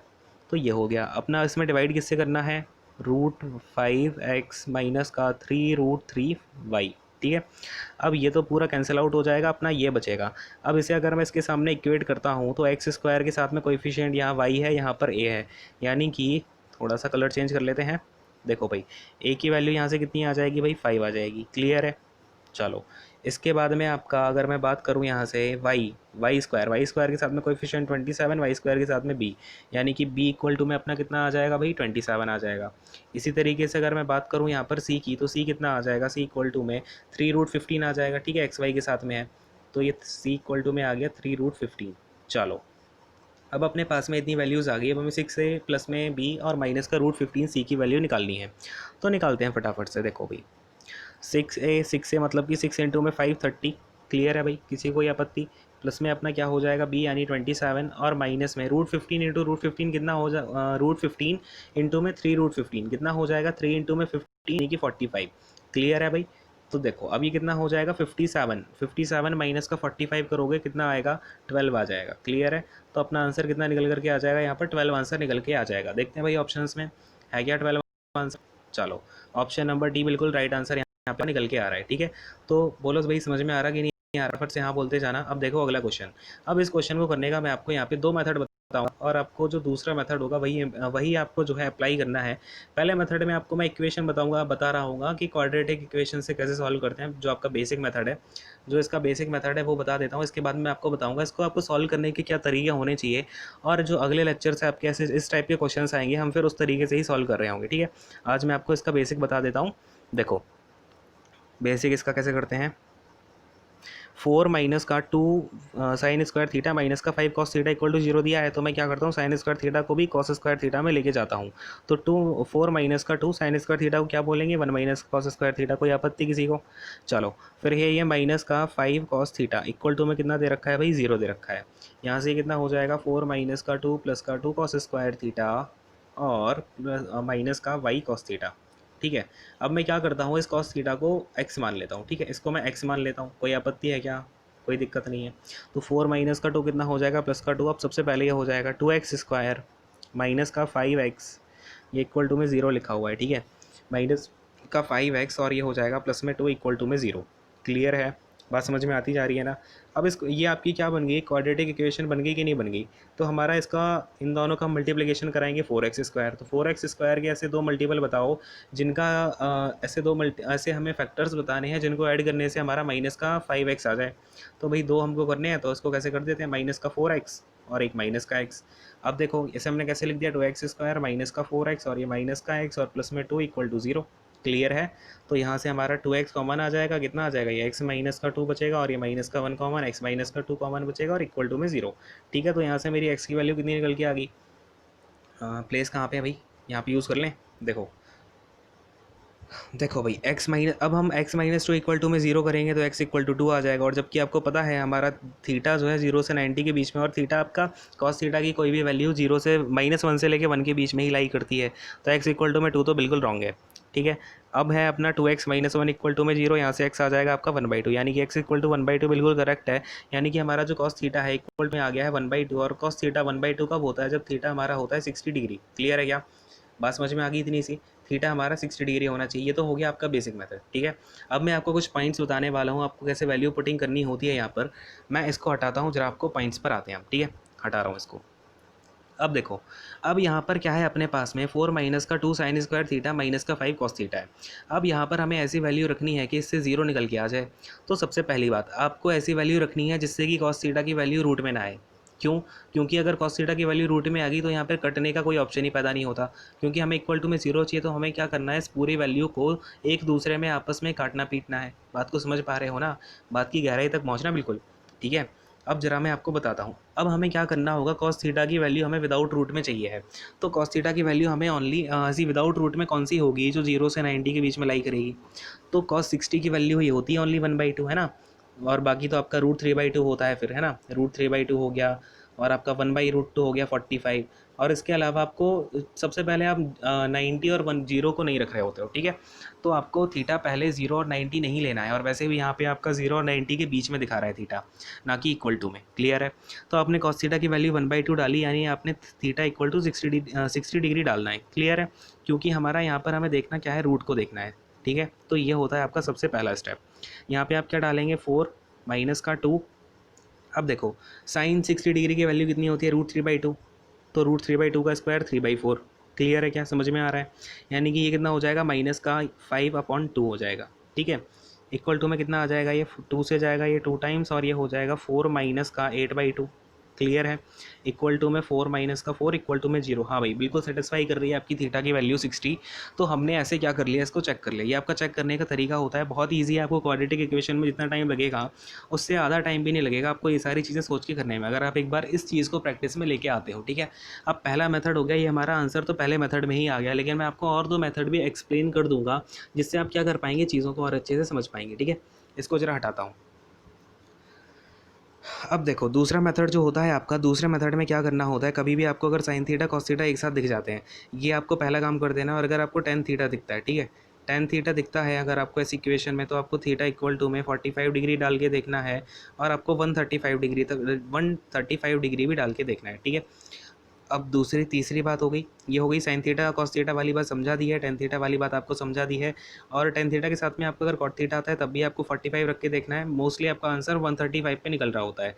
और अगर आपका टेन थीटा के साथ में सेक थीटा कॉसेक थीटा है तो आपका 45 पे मोस्टली आंसर निकल जाएगा। ठीक है, तीसरी बात, अगर आपका ये कोई भी आपका काम में नहीं आया, कोई भी आपका हैंडी नहीं हुआ यूज़, ठीक है, तो आपको क्या करना है, अगर साइन थीटा कॉस थीटा की कोई भी वैल्यू यहाँ पे आप पुट करते गए, नहीं हो रही सेटिस्फाई, ना 60 पे हो रही है, ना 45 पे हो रही है, किसी पे भी आपको सेटिस्फाई होती दिख नहीं रही है, ठीक है, तो आपने क्या करना है, वहाँ पर साइन थीटा की वैल्यू या तो 3/5 या फिर 4/5 रख के चेक कर लेनी है। ठीक है, ये काम भी आपको फिर करना होगा। बात को समझ पा रहे हैं आप, जब इतने स्टेप लगा लोगे आपके 99% तो क्वेश्चन एसएससी के सॉल्व हो ही जाते हैं। फिर आपका जो बचा एक आधा % क्वेश्चन, फिर वो आपको इक्वेशन लगा के सॉल्व करना है, उसका कोई इलाज नहीं है फिर। ठीक है, तो ऐसा आपको काम कर लेना है एग्जामिनेशन में, लेकिन आपको ये सारे काम करने हैं, और ये सारे काम आपको जब प्रैक्टिस हो जाएगी आप अपने आप माइंड में करने लग जाओगे। ठीक है, फिलहाल इसको हटाता हूँ। अब मेरा जो साइन थीटा कॉस थीटा था, उसमें थीटा की डिग्री यहाँ पर थीटा हमारा 60 डिग्री आ चुका है। ठीक है, अब बस फटाफट से इसमें वैल्यू रखनी है। साइन 60 डिग्री की वैल्यू बता दो, √3/2, प्लस में टेन 60 की वैल्यू बता दो, √3, इक्वल टू में कितना हो जाएगा, ये √3 इंटू में 1/2 प्लस 1 3/2, यानी कि ये √3 इंटू में 3/2, यानी 3√3/2 हमारा यहाँ पर राइट आंसर हो जाएगा। बात समझ में आ गई कि नहीं आ गई। तो देखो भाई, ऑप्शन में है क्या, 3√3/2, बिल्कुल सही। अपना ऑप्शन में फोर्थ ऑप्शन 3√3/2 है, इसको हम करेक्ट मार्क कर देंगे और आगे बढ़ जाएंगे। बोलो फटाफट से, समझ में आया कि नहीं आया, बोलो हाँ। ठीक है, चलो अगला क्वेश्चन पे आते हैं, फटाफट से देखते हैं। अगला डीआई का क्वेश्चन आ गया। आप देखो, the number of years in which the production of cars of type B is less than the average production of type D cars over the years. ठीक है, तो वो हमसे क्या पूछ रहा है कि ऐसे कितने साल हैं, ऐसे कितने ईयर्स हैं जिसमें टाइप बी वाली कार जो है उसका प्रोडक्शन लेस देन है average production of type D cars. ठीक है, तो टाइप डी का हमको सबसे पहले क्या करना है, एवरेज निकाल लेना है। चलो भाई, इसका एवरेज निकालते हैं, कितना है टाइप डी का 51 + 25 + 30 + 46 + 54। इसको ऐड करोगे आप, कितना आ जाएगा ये आपका, ये आ जाएगा 10 4 5। ठीक है, 5 तो ये हो गया, इसके बाद में 5 2 7 10, ये 20 हो जाएगा। ठीक है, 205 यानी कि हमारा टोटल है 205। अब हम एवरेज निकाल लेते हैं, एवरेज कितना हो जाएगा 205 अपॉन टोटल ईयर्स कितने हैं भाई 1 2 3 4 5 अपॉन 5 कर दें, कितना हो जाएगा ये 41। यानी कि अब हमें देखना है कि टाइप बी में प्रोडक्शन कितना 41 से कम है। तो टाइप बी में देखो 41 से कम कौन कौन सा है, 42 नहीं है, 48 नहीं है आपका, एक तो 40 हो गया, 38 हो गया और ये भी नहीं है। मतलब कि 2 बार आपका ऐसा प्रोडक्शन है जो आपका 41 से कम निकल के आ रहा है, यानी एवरेज से कम निकल के आ रहा है। तो 2 ईयर ऐसे हैं। नंबर ऑफ ईयर्स कितने हो गए 2 हो गए। तो देखो भाई ऑप्शन में कौन सा है ऐसा, 2 है क्या, चलो भाई 2 को मार्क करो, आगे बढ़ जाओ। ठीक है, इस तरीके से आपको क्वेश्चंस जो हैं सॉल्व करने होंगे। समझ में आ रही है क्या बात। चलो आगे आते हैं अगले वाले क्वेश्चन पर, ईजी सा क्वेश्चन था ये आपका। नेक्स्ट क्वेश्चन देखते हैं, in triangle A B C. अब हमारे पास एक ट्राइंगल है ए बी सी, तो फटाफट से बना लेते हैं, कोई इशू नहीं है। ये हो गया आपका बी सी ए। ठीक है, अब क्या बोल रहा है, bisector of angle A and angle C meet at a point O inside the triangle. Okay, inside the triangle है, तो ये आपका एंगल बाइसेक्टर हो गया। एंगल बाइसेक्टर को हम कैसे डिनोट करते हैं भाई, क्रॉस मार्क करते हुए। ठीक है, ये लेट से ओ पॉइंट पर दोनों जाके मिल गए। ठीक है, ये भी इसका एंगल बाइसेक्टर है, ये भी इसका एंगल बाइसेक्टर है, और ये हो गया आपका पॉइंट ओ। चलो भाई, अब क्या पूछ रहा है, अब हमसे क्या बोल रहा है, एंगल बी ओ सी कितना है 122 डिग्री है। यानी कि ये वाला जो एंगल है ये हमारा 122 डिग्री है। हमसे पूछ रहा है कि find the measure of angle ए, यानी कि इस वाले एंगल की जो है आपसे वैल्यू पूछ रहा है। इसको अगर मैं एक्स बोल देता हूँ, तो क्या आपको ये रिलेशन पता है क्या, कि कभी भी आपके जो इंटरनल एंगल बाइसेक्टर्स होते हैं वो जिस पॉइंट पर मिलते हैं उनकी अपोजिट लेट से यहाँ पर एंगल अपना एक्स है, तो क्या इनके बीच में रिलेशन होता है कि 90 प्लस का x/2 इक्वल टू में होता है आपका ये वाला एंगल जो बन रहा होता है आपका एंगल बाइसेक्टर के एक दूसरे से मिलने से, यानी इक्वल टू में 122 डिग्री। बात समझ में आ रही है क्या। तो यहाँ से x/2 इक्वल टू में कितना हो जाएगा भाई 32 डिग्री हो जाएगा। 122 में से 90 जाएगा, हाँ कि नहीं। तो यहाँ से x इक्वल टू कितना निकल के आ जाएगा भाई 64 डिग्री जो है अपना निकल के आ जाएगा x। समझ में आ गया कि नहीं आ गया, फटाफट से हाँ बोला करो। तो x यानी कि एंगल ये हमारा कितना आ गया है 64 डिग्री आ गया है। तो ज़्यादा इशू है नहीं इसमें, आपको ये क्वेश्चन ना, ऐसे क्वेश्चन आपको 10 सेकंड से भी कम में बन जाने चाहिए। ठीक है, बिल्कुल ऐसे क्वेश्चन आपको होता यही है कि आप यहाँ पे अपना टाइम बचाओ, और जैसे आपका जो अभी एक्स स्क्वायर वाई स्क्वायर वाला क्वेश्चन कराया था, ऐसे क्वेश्चन वगैरह फंस जाते हो तो वहाँ पे आप ये वाला टाइम देके वहाँ से अभी आप मार्क्स को खींच सकते हो, समझ रहे हो। तो पूरा पेपर आपको अटैम्प्ट करना होता है, उस पेपर में से आपको कहाँ से अपना टाइम बचाना है, कहाँ पर देना है, ये आपको डिसाइड करना होगा, समझे। चलो इसे हटाता हूँ, अगले क्वेश्चन पर आते हैं भाई। अगला क्वेश्चन क्या है अपने पास, ये देखो 64 डिग्री इसका राइट आंसर हो जाएगा, सी वाला ऑप्शन, इसे मार्क करके बढ़ जाएंगे। अब देखो भाई, ये आ गया अपना डीआई का पाई चार्ट वाला क्वेश्चन, इसे आप देख लो, एक बार सॉल्व करने की कोशिश करो, और इसके ऑप्शंस रहें ये आपके सामने। ठीक है, ये ऑप्शंस हैं और ये रहा आपका क्वेश्चन, जरा पॉज करके इसे ट्राई करें। ठीक है, चलो आई होप कि आपने ट्राई किया होगा। अब मैं आपको बताता हूँ, इसने बोला है कि data related to the production of cars of type E. बोला कि अगर टाइप ई वाली कार का जो प्रोडक्शन है उसे हम पाई चार्ट में बना दें। तो लेट्स से अगर मैं पाई चार्ट यहाँ पे बना ही देता हूँ, वैसे एग्जाम में आपको पाई चार्ट बनाने की ज़रूरत पड़ेगी नहीं, ठीक है, लेकिन मैं समझा रहा हूँ तो थोड़ा बना देता हूँ। 1 2 3 4 5, 5 ईयर का करना है, तो 1 2 3 4 तो मैंने ऐसा कर दिया, और 5th वन मैं यहाँ पे ले लेता हूँ। ठीक है, तो ज़रा सा ये गैप पे मत जाना, कहीं गैप ज़्यादा हो गया कहीं कम हो गया, जबकि आपको नंबर इसके रिलेटिव नहीं दिख सकते हैं, तो थोड़ा उस पर ध्यान मत देना। ठीक है, तो चलो अब देखो, लेट्स से जो फर्स्ट ईयर है 2012, उसमें 20 आया है, इसके बाद 42 आया है, फिर 40 आया है, फिर 35 आया है, और फिर आपका 43 आया है। अब ये मत सोचना 43 का कॉलम इतना छोटा क्यों है, तो थोड़ा उस पर ध्यान मत दो, बस जो चीज़ें समझाना चाह रहा हूँ उस पर ध्यान दो। क्या बात हो रही है यहाँ पे, then the central angle of the sector representing the data of the production of cars in 2013। 2013 में कितना है 42, यानी कि आपका ये सेक्टर कितना एंगल रिप्रेजेंट कर रहा है ये हमें बताना है। तो सबसे पहली बात कि पूरा जो पाई चार्ट का एंगल होता है, बिल्कुल ध्यान से समझते जाना, पूरे पाई चार्ट का एंगल कितना होता है 360 डिग्री होता है कि नहीं होता है। ठीक है, तो ये 360 डिग्री अभी फिलहाल में किसके इक्वल है, तो 42 + 20 + 43 + 35 + 40। अगर हम इन सारों को ऐड करते हैं तो कितना आता है हमारे पास, फटाफट से बोलो ज़रा मुझे।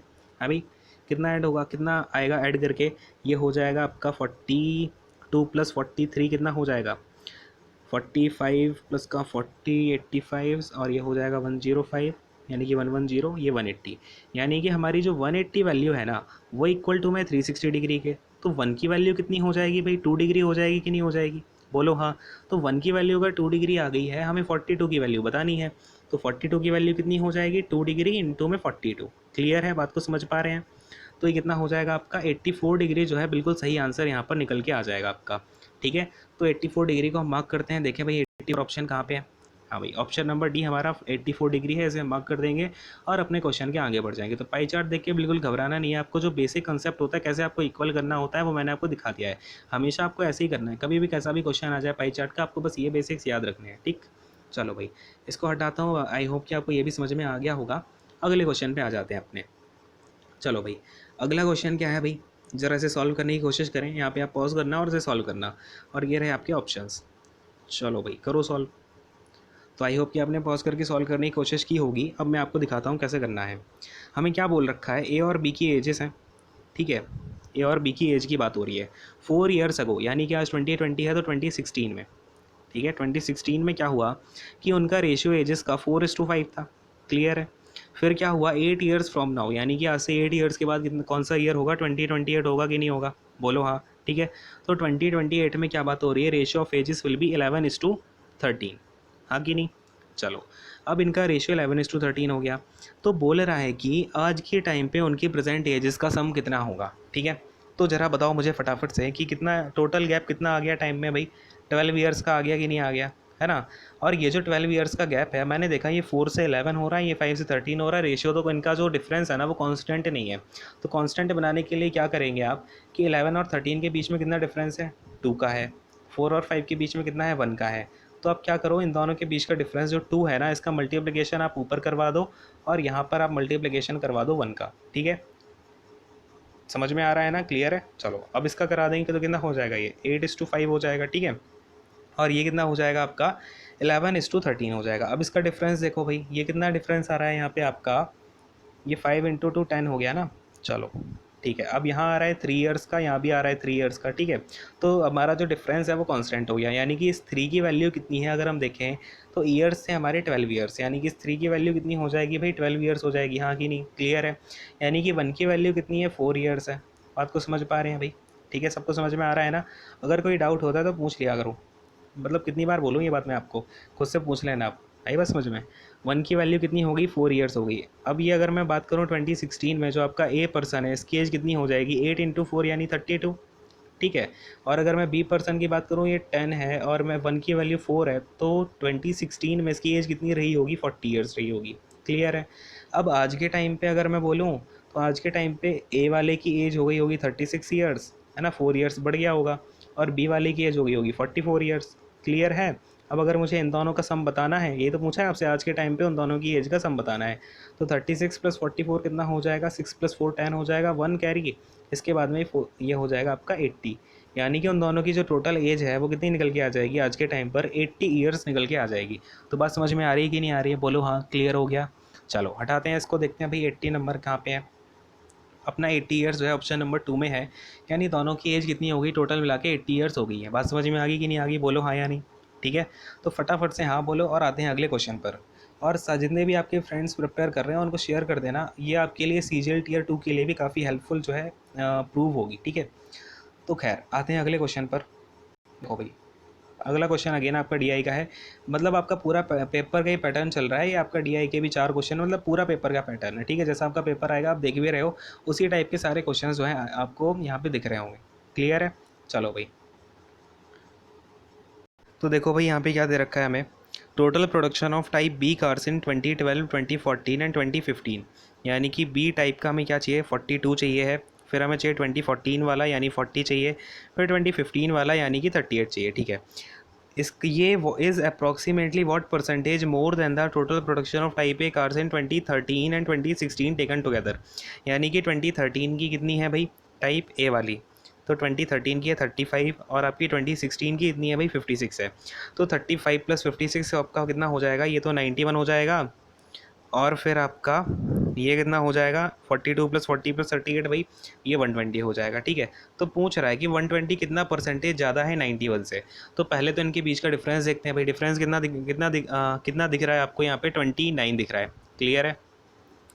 तो अब देखो, अगर हम परसेंटेज की बात करेंगे, परसेंटेज कितनी ज़्यादा है तो 29। और हमने आपको क्या बताया, हमने क्या सीखा हुआ है पीछे की जो आपकी डीआई आई थी अभी एक, उसमें हमने देखा था कभी भी आपका देन के बाद जो भी होता है जिसके बारे में कंपैरिजन किया जा रहा है, जिससे कंपैरिजन किया जा रहा है वो आपका नीचे आता है, यानी कि 91 से कंपैरिजन हो रहा कि नहीं हो रहा है ना।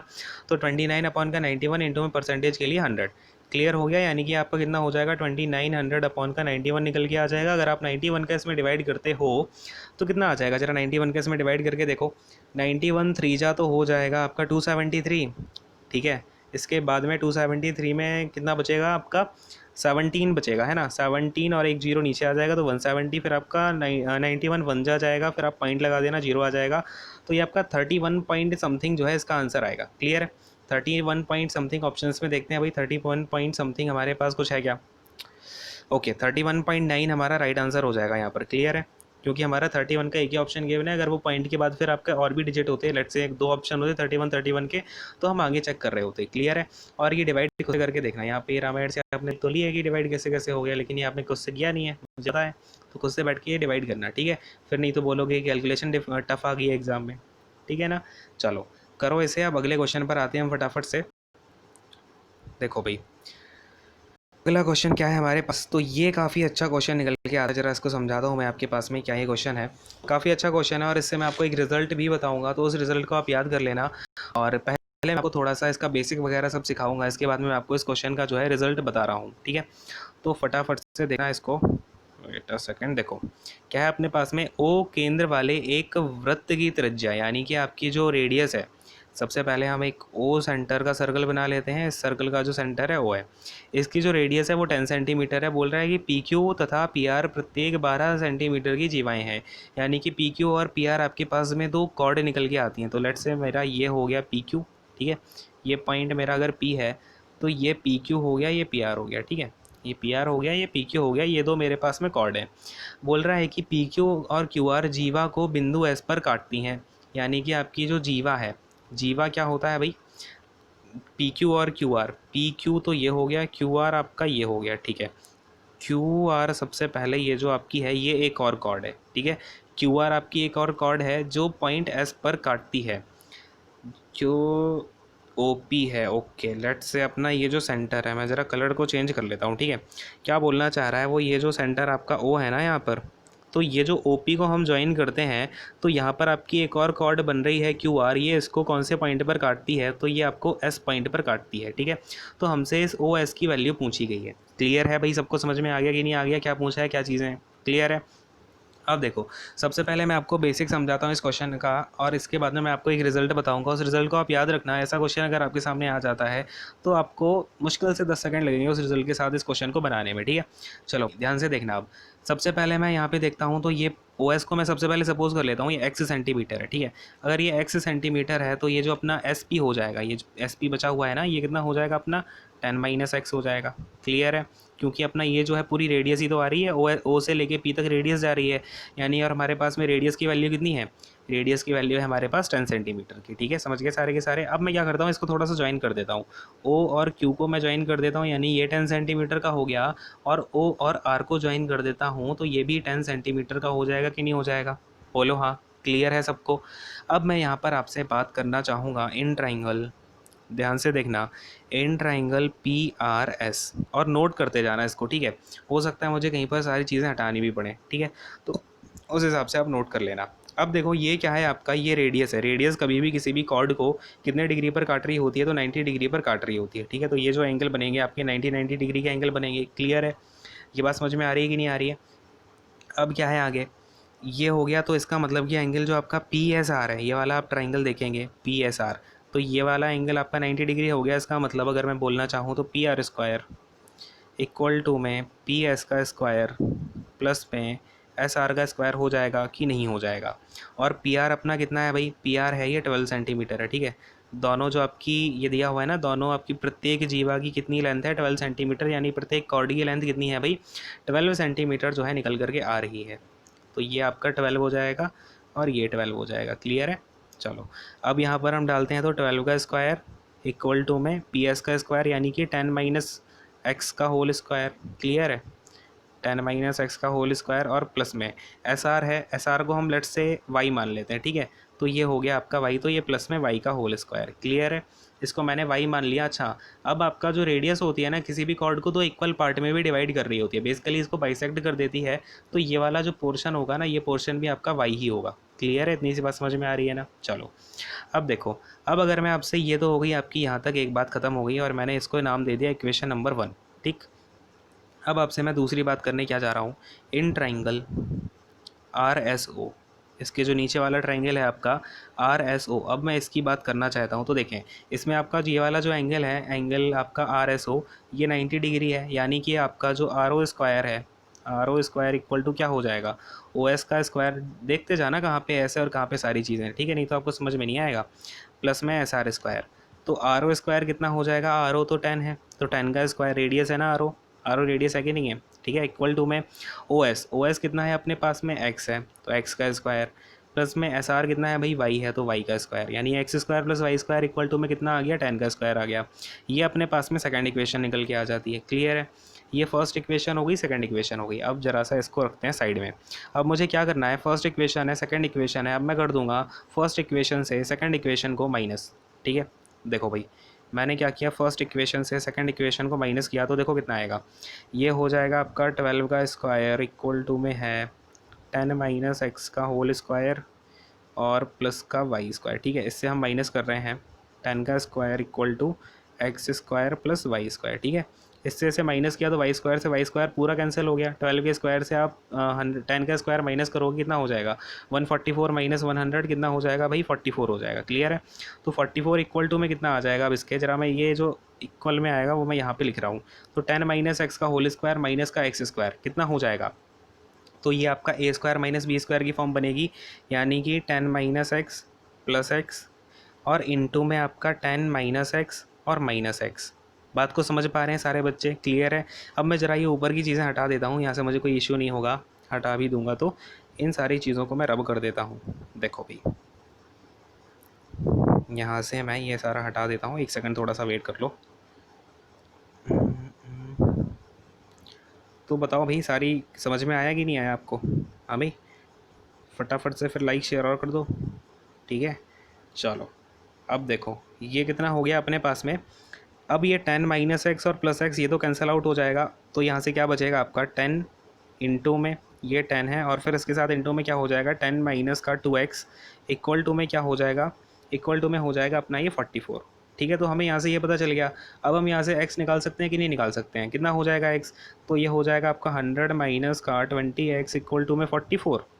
क्लियर है, यानी कि 20x इक्वल टू में कितना हो जाएगा, 100 में से आपका 44 माइनस कर दो, 100 में से 44 जाएगा, कितना बचेगा भाई, 66 बचेगा। क्लियर है, यानी कि x इक्वल टू में कितना आ जाएगा, वेट अ सेकंड, 56 बचेगा, है ना, 56 बचेगा। तो x इक्वल टू कितना आ जाएगा भाई, 56/20, मतलब कि कितने, जीरो का तो आपका यहाँ पॉइंट आ जाएगा, इस जीरो को हटा देते हैं, 2 से जाएगा ये 2.8 आ जाएगा। तो हमारा x कितना आ गया भाई, 2.8 सेंटीमीटर निकल के आ गया कि नहीं आ गया। अब हमें क्वेश्चन में क्या निकालना था, ओ एस की लेंथ ही तो निकालनी थी, ये जो ओ एस है आपका, ओ एस ही हमने एक्स माना हुआ था, तो एक्स इक्वल टू में 2.8, यानी ओ एस कितना आ गया हमारा 2.8 सेंटीमीटर यहाँ से निकल करके आ गया है। तो बात समझ में आ गई कि नहीं आ गई, ऐसे निकालना है आपको, फटाफट से देख लो पूरा, और जहाँ पर आपको नोट डाउन करना है कर लो। मेरे हिसाब से तो आप समझ लिया करो सारी चीज़ों को, और फिर खुद से एक बार मैं आपको PDF दे दूँगा ये, ठीक है। PDF आपको अभी लेक्चर ख़त्म होने के 1-2 घंटे के बाद मिल जाएगी, ठीक है, रात के टाइम तक। तो उसे आप फिर कर लेना प्रैक्टिस आराम से कल दिन भर में, और इसके बाद आप इसे बताना कि कैसे क्वेश्चन आ रहे हैं कैसे नहीं आ रहे हैं, ठीक है। अब इसका मैं आपको क्या बोल रहा था कि इंपॉर्टेंट रिजल्ट बताऊंगा, तो इसका रिजल्ट भी आप देखो ज़रा, ये आपने समझ लिया, ठीक है। ऐसे ऐसे आप जो है आराम से इसको निकाल सकते हो। अब मैं इसका एक रिजल्ट दे रहा हूँ, अगर आपका ऐसा क्वेश्चन फिर से रिपीट हो जाता है तो आपको कैसे निकालना है चीज़ों को, ये सारी चीज़ें फिर से हटानी पड़ेंगी हमें। देखो भाई कितना भी, एक सेकेंड,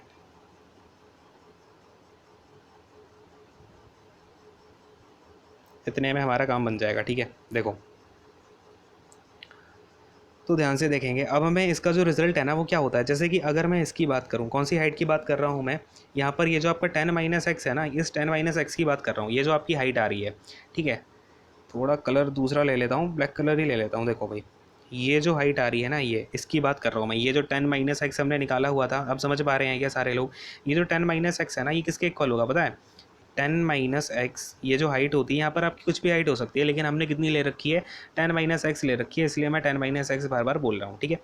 तो देखो 10 माइनस एक्स इक्वल टू क्या हो जाएगा आपका, तो ध्यान से समझना, यहाँ पर जो आपकी कॉर्ड की वैल्यू है ना 12 और 12, वो हो जाएगी 12 इंटू 12, और अपॉन में क्या हो जाएगा आपका रेडियस का 2 टाइम्स, यानी 2 इंटू में 10, ठीक है। रेडियस कितनी है अपनी 10 है ना, तो 2 इंटू में 10। अब आप ये रिजल्ट याद भी कर सकते हो, ऐसा कोई क्वेश्चन आया दोबारा तो आपको क्या करना है, जो भी कॉर्ड होंगी, कॉर्ड की वैल्यूज़ का मल्टीप्लिकेशन उसमें आप डिवाइड कर देंगे रेडियस के 2 टाइम्स से, तो आपको कौन सी वैल्यू मिल जाएगी, ये वैल्यू मिल जाएगी, ठीक है, 10 माइनस एक्स वाली। क्लियर है। अब हमें अगर एक्स निकालना है तो यहाँ से आप निकाल लो, एक बार आपको निकाल के दिखा देता हूँ मैं, ठीक है। वैसे खुद से ही कैलकुलेशन किया करो तो ज़्यादा बेटर है, समझे। तो देखो खैर ये हो जाएगा 6 और ये आ जाएगा कितना अपना 7.2, यानी कि x इक्वल टू में आ जाएगा आपका 10 माइनस का 7.2। क्लियर है।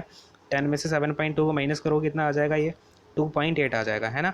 यानी कि यहाँ से हमारी x की वैल्यू अगेन 2.8 निकल करके आ गई है। क्लियर है। तो सबको समझ में आ गया कि नहीं आ गया अब, तो ये आप रिजल्ट भी लिख लेंगे, और आप इसका पूरा जो मैंने आपको समझाया हुआ है कैसे कैसे ये रिजल्ट हम निकल लेके आते हैं वो भी आप नोट डाउन कर लेना, ठीक है। क्लियर है। इसको अब मैं हटाता हूँ, आगे बढ़ जाते हैं हम फटाफट से, ठीक है। तो समझ में आ गया ना अच्छे से। चलो भाई अब आते हैं अगले क्वेश्चन। तो इसका आंसर कितना हो गया, 2.8 सेंटीमीटर जो है हमारा राइट आंसर हो जाएगा। अब ये याद रखना ऐसे क्वेश्चन में जो मैंने जो रिजल्ट दिया है ना उसमें आपकी रेडियस और कॉर्ड जो है वो सेम, ये आपकी कॉर्ड है ना, तो कॉर्ड की जो वैल्यूज़ हैं वो सेम सेम थी, है ना, ये भी 12 है और ये भी 12 है। तो ऐसे केस में हमको इसका रिजल्ट जो है यूज़ करना है, नहीं तो मैंने जो आपको अभी समझाया हुआ है ना उस तरीके से सॉल्व कर लेना, ठीक है। चलो खैर अगला क्वेश्चन देखते हैं। अब देखो भाई अगला क्वेश्चन हमारे पास क्या है, ध्यान से देखेंगे। साइन थीटा इक्वल टू में दे रखा है पी स्क्वायर माइनस 1 अपॉन में पी स्क्वायर प्लस 1। तब हमसे पूछ रहा है कॉस थीटा की वैल्यू बता दें। अब वैसे ये बहुत ही स्टैंडर्ड रिजल्ट है, आपको ये चीज़ें ना पता होनी चाहिए। मैं आपको क्यों बोलता हूँ हर चीज़ की आपको ये पता होनी चाहिए, क्योंकि कुछ चीज़ें ना बहुत ही स्टैंडर्डाइज हैं और वो एसएससी आपसे कम से कम 10 से 12 बार पूछ चुका है ऑलरेडी। तो आप उन चीज़ों को अगर प्रैक्टिस अच्छे से करते हो तो आपके दिमाग में कहीं ना कहीं जो है बैठ जाएंगी। और जैसे अब ये P square minus 1 P square plus 1 हो गया, इसमें पता है आपका अगर बेस जो है परपेंडिकुलर अगर आपका पी स्क्वायर माइनस 1 दे रखा है, ठीक है, और आपका हाइपोटेनस पी स्क्वायर प्लस 1 दे रखा है, तो आपको यहाँ पर पता चल जाना चाहिए। ये देखते हैं कि हमारा जो बेस होगा ना वो बेस कितना निकल के आएगा, भाई बेस आएगा 2p निकल के, ठीक है। तो ये चीज़ें आपको थोड़ी सी पता होनी चाहिए। ये स्टैंडर्डाइज रिजल्ट होते हैं, ठीक है। क्या होते हैं ये, स्टैंडर्ड रिजल्ट होते हैं। आप जिस भी एग्जामिनेशन की प्रिपरेशन करने जा रहे हो उसके कुछ स्टैंडर्ड रिजल्ट होते हैं, स्टैंडर्ड कैलकुलेशन होती हैं। अब मैं आपसे बोलूँ किसी सर्कल की रेडियस 21 सेंटीमीटर है, उसका एरिया बता दो, तो इसका एरिया भी आपके माइंड में होना चाहिए ऑलरेडी, ठीक है। तो मैं क्या बोलने की कोशिश कर रहा हूँ वो आप समझ पा रहे हो क्या, ठीक है। चलो भाई खैर फिलहाल देखो बिल्कुल बेसिक से समझाता हूँ, आपको पता ही है मैं थोड़ा बेसिक में बिलीव करने वाला बंदा हूँ। और उसके अलावा ऐसा नहीं है कि मैं बेसिक बेसिक के पीछे घूमता हूँ, मैं आपको वो भी बताता हूँ कि फिर इसके बाद में ट्रिक कैसे बनती है। एक्चुअली में होता क्या है ना कि कई सारी जगह आपको दिखा दिया जाता है कि ये हो गई आपकी ट्रिक, और फिर बस जादू सा हो गया। और जादू भैया जादू मैथमेटिक्स में नहीं होता, इंस्टीड ऑफ दैट जादू कुछ भी नहीं होता, ठीक है। जादू नाम की कोई चीज़ ही नहीं है, नथिंग इज़ जादू, ठीक है। जो भी होता है वो मैजिशियन भी जो होता है ना वो जादू दिखाता है, उसके पीछे भी उसके बहुत सारे ईयर्स की प्रैक्टिस होती है, समझे। तो जो भी है वो आपका हार्डवर्क और प्रैक्टिस है, जादू कुछ नहीं होता। क्लियर है। चलो खैर हटाता हूँ, थोड़ा सा भावनाओं में बह के मैं एकदम खो जाता हूँ। खैर देखो ये आपका साइन थीटा दे रखा है। अब अगर मैं यहाँ पे आपसे बात करता हूँ बेस निकालना है, तो एक बार मैं आपको बेस निकाल के भी दिखा देता हूँ। आपका साइन थीटा क्या होता है बताएं जरा, परपेंडिकुलर अपॉन हाइपोटेनस होता है कि नहीं होता है। तो यहाँ से अगर मैं बेस निकालना चाहूँ, बेस कितना हो जाएगा, हाइपोटेनस का स्क्वायर यानी कि पी स्क्वायर प्लस 1 का होल स्क्वायर, और अपना माइनस में कितना हो जाएगा पी का स्क्वायर, अर्थात पी स्क्वायर माइनस 1 और इसका होल स्क्वायर, ठीक है।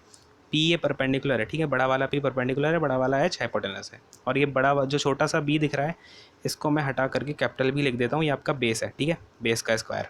खैर अब देखो तो बेस का स्क्वायर कितना हो जाएगा, ये पी की पावर 4 प्लस में 1 प्लस में हो जाएगा ये आपका 2p स्क्वायर, है ना, A square plus B square plus का 2ab का फॉर्मूला खोल रहे हैं, और ये P square plus B square ये हो जाएगा 4 माइनस 1, और माइनस माइनस प्लस का हो जाएगा ये 2 पी का स्क्वायर, ठीक है।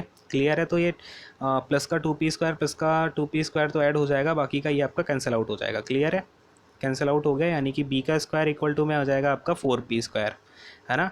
यानी कि इसको मैं कैसे लिख सकता हूँ, 2p का होल स्क्वायर भी लिख सकता हूँ। तो b का स्क्वायर इक्वल टू में अगर 2p का होल स्क्वायर है तो यहाँ से आपका जो बेस है, बेस निकल करके कितना आ जाएगा, तो बेस आ जाएगा अपना 2p। क्लियर है। बेस कितना आ गया अपना 2p आ गया, यानी कि मेरे पास में परपेंडिकुलर है, हाइपोटेनस है और बेस भी है। तो कॉस थीटा क्या होता है अपना बेस अपॉन हाइपोटेनस, यानी कि 2p अपॉन कितना हो जाएगा भाई, p² + 1। क्लियर है? तो ये अपना 2p/p² + 1 निकल करके आ जाएगा। देख लो भाई कौन से ऑप्शन में है, फटाफट से देखते हैं। 2p/p² + 1 ये है अपना ऑप्शन नंबर डी। ठीक है, इसको हम राइटिंग कर देंगे और आगे बढ़ जाएंगे। ठीक है, अगर आपको ये थोड़े से स्टैंडर्ड रिजल्ट पता होते हैं ना तो बहुत ज़्यादा हेल्प मिलती है। आप इस क्वेश्चन को 5 सेकंड भी नहीं लगते, आपको देखना था, टिक करना था। ठीक है, चलो खैर आगे बढ़ते हैं। देखो भाई अगला क्वेश्चन क्या हमसे बोल रहा है, अब इसको जरा मैं आपको सिंपल तरीके से भी बताऊंगा, फिर ये भी बताऊंगा इसमें वैल्यू पुटिंग कैसे करनी है आपको। ठीक है, वैल्यू पुटिंग कैसे करनी है, सबसे पहले मैं आपको इसका बेसिक तरीका बताऊंगा, बेसिक तरीके से कैसे करना है। ठीक है, तो देखो क्या इसमें कैसे करेंगे आप, मैंने क्या करता हूँ 2 को ऐसे लिख लेता हूँ। मैंने देखा नीचे सेक थीटा कॉसेक थीटा है और ऊपर tan² थीटा कॉट² थीटा है, तो मेरे दिमाग में ये देखते ही एक चीज़ घूमी कि भैया tan² + tan² थीटा +1 तो होता है अपना sec² थीटा, है ना, और जो cot² थीटा +1 होता है वो cosec² थीटा होता है। तो क्यों ना मैं कुछ ऐसा ही कर दूँ। तो यहाँ पर मैंने देखा कैसे जुगाड़ बन सकता है ऊपर वाले न्यूमरेटर में, तो इसे मैंने कर दिया tan² थीटा +1। 2 को मैं तोड़ रहा हूँ। ठीक है, 2 को मैंने तोड़ दिया tan² +1, फिर प्लस में ये cot² थीटा +1। क्लियर है? इस तरीके से मैंने इसको जो है तोड़ दिया है। और अपॉन में कितना हो जाएगा भाई, अपॉन में हो जाएगा सेक थीटा इंटू में कॉसेक थीटा। बात को समझ गए? क्लियर है भाई? अब देखो अब ये कितना हो जाएगा भाई, ये तो अपना हो जाएगा sec² थीटा और ये हो जाएगा cosec² थीटा, यानी कि sec² थीटा अपॉन में सेक थीटा इंटू में कॉसेक थीटा। ठीक है, और फिर आपका ये क्या हो जाएगा, प्लस में हो जाएगा cosec² थीटा अपॉन का क्या, तो सेक थीटा इंटू में कॉसेक थीटा। क्लियर है? तो ये sec² थीटा से एक सेक थीटा कट जाएगा, इधर cosec² थीटा से एक कॉसेक थीटा कट जाएगा। ठीक है, तो स्क्वायर स्क्वायर उड़ गया। अब ये क्या बचा, सेक थीटा अपॉन का कॉसेक थीटा, और इधर बचा ये आपका कॉसेक थीटा अपॉन का सेक थीटा। क्लियर है? तो अब देखो इसे कैसे करेंगे, इसे आप क्या कर दोगे, कैसे चेंज कर दोगे भाई, 1 अपॉन का ये क्या सेक थीटा क्या होता है भाई, 1 अपॉन का कॉस थीटा अपॉन का, अब ये मैं जरा कॉस थीटा, अगर आपका एस कहीं नहीं दिख रहा है ना तो उसे समझ जाना, यहाँ पे सी का मतलब कॉस है और एस का मतलब साइन है। ठीक है, ये हो जाएगा अपना 1 अपॉन का साइन थीटा। ठीक है, इस वाले को पहले लिखा हुआ है मैंने, सॉरी ये सेक थीटा को। ठीक है, सेक थीटा आपका हो गया 1 अपॉन का कॉस थीटा और ये कॉसेक थीटा कितना हो गया, 1 अपॉन का साइन थीटा हो गया। फिर अपना ये प्लस में कितना हो जाएगा, 1 अपॉन का साइन थीटा और 1 अपॉन का कॉस थीटा। क्लियर है? तो इस तरीके से साइन थीटा ऊपर पहुंच जाएगा, ये कॉस थीटा नीचे आ जाएगा। इसी तरीके से यहाँ पे जो आपका कॉस थीटा है वो ऊपर पहुंच जाएगा, साइन थीटा नीचे आ जाएगा। ठीक है ना, बात को समझ पा रहे हो? फिर उस तरीके से अगर मैं एलसीएम ले लेता हूँ तो कितना हो जाएगा, ये एलसीएम में नीचे आ जाएगा साइन थीटा कॉस थीटा। बात को समझ रहे हो ना? इसे आप जब पूरा लिख दोगे ना इसके बाद में आपको समझ में आएगा, जब आप एलसीएम लोगे साइन थीटा कॉस थीटा आएगा और इधर पे आ जाएगा आपका साइन² थीटा और इधर पे आ जाएगा आपका प्लस में cos² थीटा, और साइन² थीटा प्लस cos² थीटा कितना होता है, 1 होता है। 1 अपॉन का साइन थीटा कॉस थीटा कितना हो जाएगा भाई, 1 अपॉन का साइन थीटा अपॉन क्या है, 1 अपॉन का कॉस थीटा। ठीक है, तो इसको हम कैसे लिख सकते हैं भाई, इसको जरा मैं हटा दूँ सारा, रुको फिर यहीं पे थोड़ा सा रब कर देते हैं इसको, है ना। देखो यहाँ पर इसको हम रब कर देते हैं, ये आपको करने का तरीका समझा दिया। अभी मैं आपको दिखाता हूँ कैसे आपको यहाँ पर थीटा की वैल्यू जो है रखनी है। देखो ये आपने क्या कहा, कितना आ गया आपका 1 अपॉन का साइन थीटा इंटू में कॉस थीटा। क्लियर है? तो ये क्या हो जाएगा आपका, 1 अपॉन का साइन थीटा क्या होता है, कॉसेक थीटा होता है, और इंटू में 1 अपॉन का कॉस थीटा क्या होता है, सेक थीटा होता है। तो कॉसेक थीटा इंटू में सेक थीटा हमारा यहाँ से जो है आंसर निकल के आ जाएगा। बात समझ गए कि नहीं समझ गए? क्लियर है सबको? चलो देखो कॉसेक थीटा इंटू में सेक थीटा कोई आंसर है क्या ऑप्शन में आपके, cosec theta into cosec theta, हाँ भाई ऑप्शन नंबर 2 बिल्कुल राइट आंसर हो जाएगा। अब जरा सा मैं आपको यहाँ पर बताता हूँ कि थीटा कैसे रखते हैं। मैंने आपको एक चीज़ दिखाई थी अभी कुछ देर पहले ही कि कभी भी आपका टेन थीटा के साथ में अगर आपका सेक थीटा देखने को मिल जाए, कॉसेक थीटा देखने को मिल जाए, साइन थीटा कॉस थीटा या फिर कॉट थीटा, अगर टेन थीटा कॉट थीटा है अकेले अकेले तो इनके साथ में आप थीटा क्या रखते हो, 45 और 135। ठीक है, लेकिन अगर आपके साथ में tan theta sec theta cosec theta वगैरह वाली चीज़ें आ जाएँ तो उसमें आपको सबसे पहले 45 रख के ही चेक करना है। ठीक है, तो यहाँ पे हम 45 रख के चेक करते हैं चीज़ों को। कैसे रखेंगे थीटा आपको समझ में आ गया होगा, मैंने आपको ऊपर सिखाया हुआ है। ठीक है, अब 45 रख रहे हैं तो कितना आएगा, 2 + tan 45 की वैल्यू 1, cot 45 की वैल्यू 1, और फिर 1 अपॉन का कितना हो जाएगा, ये सेक 45 की वैल्यू कितनी होती है भाई, 1 अपॉन का √2 होती है ना, साइन 1 अपॉन का कॉस थीटा तो √2 हो जाएगी, है ना। तो बात को समझो, अब कॉसेक थीटा कितना हो जाए, कॉसेक 45 ये भी √2 हो जाएगा। समझ गए? क्लियर है? इक्वल टू में कितना आ जाएगा, 2 + 3 + 1 4 अपॉन में √2 इंटू √2 कितना हो जाएगा, 2 हो जाएगा। ये आपका कैंसिल आउट हो कितना दे देगा, 2 दे देगा। ठीक है ना, तो मतलब हमारा 45 रखने पे 2 आ रहा है। अब ऑप्शंस को चेक कर लेते हैं। देखो भाई, ऑप्शन को चेक करते हैं। 45 डालेंगे, सेक कॉस 45 1/√2, साइन 45 1/√2। ये तो भाई 1 का 2 आ गया, हमको तो 2 चाहिए था, कोई बात नहीं, गलत है ये। अब इसको देखते हैं भाई, सेक 45√2 कॉस सेक 45√2 इक्वल टू में 2, बिल्कुल करेक्ट आंसर आ गया। तो ये अपना बी वाला ऑप्शन यहाँ से करेक्ट हो जाएगा। इसे चेकआउट करोगे तो ये 1 आएगा, ये भी 1 आएगा। यहाँ पर आपको ओनली एक ही ऑप्शन जो है करेक्ट यहाँ पे दिखेगा, जो आप बी नंबर का है। क्लियर है? तो आपने बेसिक मेथड भी देख लिया और इसमें थीटा वाला भी देख लिया, तो बोलो समझ में आ गया कि नहीं आ गया? दोनों तरीके समझ में आ गए ना? चलो अगले क्वेश्चन पे आ जाएं भाई, फटाफट से आते हैं अगले क्वेश्चन पर। इसको हटाता हूँ। अब अगला क्वेश्चन है, काफ़ी अच्छा क्वेश्चन है, इसको और आपको थोड़ा सा ऑब्जर्व करना होगा इन चीज़ों को, ठीक है? अब इसको ज़रा मैं बताता हूँ, देखें ध्यान से। क्वेश्चन में बोल रहा है कि after giving 2 successive discount each of X% on the marked price of an article, total discount is 259.20। ठीक है, हमें टोटल डिस्काउंट कितना मिल गया है? 259.20 रुपीज़ का डिस्काउंट मिला है, और जो उसकी मार्क्ड प्राइस थी 720 रुपीज़ थी। ठीक है, 720 रुपीज़ पर हमें इतना डिस्काउंट मिला। तो हम यहाँ से जो हमें ओवरऑल डिस्काउंट मिला है, अगर मैं आपसे बात करूँ ओवरऑल डिस्काउंट की, ये हटा देता हूँ ज़रा सा। देखें, अगर मैं आपसे बात करूँ यहाँ पर जो आपका ओवरऑल डिस्काउंट है, वो मैं यहाँ से फाइंड कर सकता हूँ क्या? हाँ, तो मुझे डिस्काउंट कितना मिला हुआ है? 259.20 का, और कितने पर मिला है? तो 720 पर मिला है। तो यहाँ से जो परसेंटेज निकलेगी वो मेरी ओवरऑल डिस्काउंट परसेंटेज होगी कि नहीं होगी? क्लियर है? तो सबसे पहले हम ओवरऑल निकाल लेते हैं। अब देखो, ये कितना हो जाएगा आपका? यहाँ से मैं पॉइंट हटा देता हूँ, यहाँ पे 2 ज़ीरो डाल देता हूँ, तो ये कितना हो जाएगा? 3 ज़ीरो पूरे कैंसिल आउट हो जाएंगे। ठीक है, अब 72 नीचे है और 2592 ऊपर है। अब देखो 72 से कितने टाइम जा सकता है ये? 72 3 से कितना होता है? 216 होता है। तो 72 3 जा 216, यानी कि अपना 43 जो है इसका रिमाइंडर बचेगा, और 2 ऊपर से नीचे आ जाएगा। तो 72 6 जा होता है 432। ठीक है, तो 36 जो है हमारा यहाँ से ओवरऑल डिस्काउंट परसेंटेज निकल के आ जाएगा। कितना? 36%। क्लियर है? तो 36% हमारा अगर ओवरऑल है, वो क्या पूछ रहा है? वैल्यू ऑफ एक्स बता दें। अब मुझे एक बात बताओ, ये आपका ओवरऑल डिस्काउंट आपको पता चल गया 36% है। क्लियर है? अब जरा ऑप्शन से आपको चेक करना पड़ेगा। ये क्वेश्चन जो है आपको ऑप्शन से हेल्प लेनी पड़ेगी इसमें। ठीक है, तो देखो ऑप्शंस अपने पास क्या क्या है, देखो ध्यान से। यहाँ पे ऑप्शंस अपने पास 25 है, 24 है, 18 है, 20 है। क्लियर है? तो अपना जो रिजल्टेंट निकल के आ रहा है 36% निकल के आ रहा था। तो सबसे पहले अगर हम 25 को लेते हैं, तो 25 का अगर मैं रिजल्टेंट निकालना चाहूँ, ज़रा हटा देता हूँ इसको, 36 यहाँ पे लिख देते हैं साइड में, ये हमारा रिजल्टेंट निकल के आ रहा है। अगर मैं 25 का रिजल्टेंट निकालना चाहूँ तो ये कितना होगा? 25 + 25, और ये माइनस का 25 × 25/100। ठीक है, तो ये आपको कहीं से भी 36 के आसपास ज़्यादा दिख रहा है क्या? नहीं दिख रहा है, तो ये अपना गलत हो जाएगा। अच्छा, ये क्या है अपना? ये ओवरऑल डिस्काउंट निकालने का फॉर्मूला पता है ना सबको, है ना? चलो, अब अगर नहीं पता है तो बता देना एक बार, ठीक है? फिर मैं इसे एक्सप्लेन करता हूँ बाद में। देखो, ये 24 प्लस का 24, और ये हो जाएगा माइनस का 24 × 24/100। तो ये भी कहीं से मुझे अप्रॉक्स जाते नहीं दिख रहा है 36% के, ये भी गलत। और 18 तो अपना 18 + 18 ही जब 36 आ गया, इसमें से आप माइनस करोगे फिर कुछ भी, तो वो नीचे चला जाएगा 36 से, तो ये भी गलत।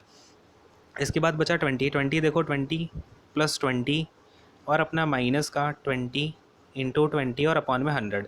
ठीक है, तो ये 0 से 0 कैंसिल आउट हो जाएगा, यानी ये 40 माइनस का 4 हो जाएगा, इक्वल टू में 36% जो है निकल के आ रहा है, और हमारा रिजल्टेंट भी 36% है। तो ये बिल्कुल राइट आंसर हो जाएगा। हम ऑप्शन नंबर 4 को जो है टिक कर देंगे। और वैसे मैं आपको बताऊं, अगर आप थोड़ा सा दिमाग से सोचोगे तो आपको दिखेगा सीधा सीधा हमारा जो ओवरऑल है उसमें कोई भी पॉइंट में नहीं आ रहा आंसर, और आपका ये सारे जो नंबर हैं इनमें कहीं भी 0 0 नहीं है। तो जीरो जो नीचे अपन का 100 आएगा वो कहाँ से कट रहा होगा? ओनली 20 वाले ऑप्शन में ऐसा पॉसिबल है जहाँ पे आपकी वैल्यूज़ कट जाएंगी। ठीक है, बाकी सब में पॉइंट में आंसर निकलेगा, हाँ कि नहीं? क्लियर है? तो हमारा ऑप्शन नंबर 4 यानी 20 जो है यहाँ पर बिल्कुल राइट आंसर हो जाएगा, और हम उसे टिक कर देंगे और फटाफट से आगे बढ़ जाएंगे। क्लियर है? समझ में आ गया कि नहीं आ गया? हाँ बोलो फटाफट से फिर। चलो अगले क्वेश्चन पे आते हैं। देखो अगला क्वेश्चन क्या दे रखा है हमें? A triangle is inscribed in a circle is inscribed in a triangle ABC। तो कोई दिक्कत नहीं है, फटाफट से एक ट्राइंगल बना लेते हैं ABC अपना। ये लो भाई, ये बना दिया मैंने अपना ट्राइंगल ABC। ठीक है, क्या बोल रहा है? इट सर्कल भी तो बनाना है, ये लो सर्कल बना देते हैं। ठीक है भाई, अब क्या है, कलर चेंज करता हूँ। देखें, it touches the side ABBC and AC at the point RPQ। Point पे बड़ा ध्यान देना। आप लोग क्या करते हैं, PQR होता है तो उसी पैटर्न में लगा देते हैं। ये आपका क्या बोल रहा है कि AB पे है आपका पॉइंट R, BC पर है आपका पॉइंट P, और जो AC है उस पर है पॉइंट Q। तो ऐसी गलती मत करना कभी भी कि आप PQR की चिपका दो और फिर बाद में आपका आंसर ही ना निकले, ठीक है। तो इस गलती में आपका टाइम वेस्ट होगा, वो सबसे ज़्यादा दिक्कत देने वाला है। क्वेश्चन तो आ जाएगा लेकिन टाइम वेस्ट हो जाएगा, ठीक है। चलो खैर, AQ इक्वल टू में कितना है अपने पास में गिवन 4.5 है, क्लियर है। इसके बाद में PC है 5.5, PC कहाँ है भाई, PC हो गया 5.5, क्लियर है। इसके बाद में BR हो गया 6 सेंटीमीटर, BR कहाँ है भाई, ये हो गया BR 6 सेंटीमीटर। इसके बाद में पूछ रहा है the parameter of triangle ABC के ट्राइंगल का पैरामीटर बता दें। अब जरा मुझे एक बात बताओ, ये जो आपका ये वाला सर्कल है, इसके ऊपर यहाँ से A पॉइंट से 2 टेंजेंट जा रही हैं, एक टेंजेंट ये जा रही है, एक टेंजेंट ये जा रही है। तो कभी भी किसी भी सर्कल पर सेम पॉइंट से 2 टेंजेंट जाती हैं तो उनकी वैल्यूज़ क्या होती है, सेम होती है। पता है सबको ये बात, क्लियर है ना। चलो, तो इसका मतलब क्या हुआ कि अगर ये 4.5 है तो ये वाली भी 4.5 होगी, हाँ कि नहीं। ऐसे ही अगर ये 6 है तो ये भी 6 होगी, क्योंकि B पॉइंट से आपकी 2 टेंजेंट जा रही हैं ये दोनों, ठीक है। अब ये 5.5 है, इसी तरीके से ये भी कितना होगा, 5.5 होगा, क्लियर हो गया। तो हमें यहाँ पर ट्राइंगल की हर वैल्यूज़ पता चल गई हैं। तो अगर मुझे यहाँ पर पैरामीटर ऑफ ट्राइंगल चाहिए है, पैरामीटर ऑफ ट्राइंगल कितना हो जाएगा आपका, तो सबसे पहले मैं क्या करता हूँ, ये 4.5 प्लस का 6 प्लस का 5.5, इन तीनों को ऐड कर देता हूँ और इन तीनों का जो एडिशन आएगा उसका डबल कर दूंगा, तो मुझे पूरे ट्राइंगल का पैरामीटर पता चल जाएगा कि ये सारे क्या है, 2 टाइम्स यूज़ हुए हैं। क्लियर है, बात को समझ पा रहे हैं, ठीक है।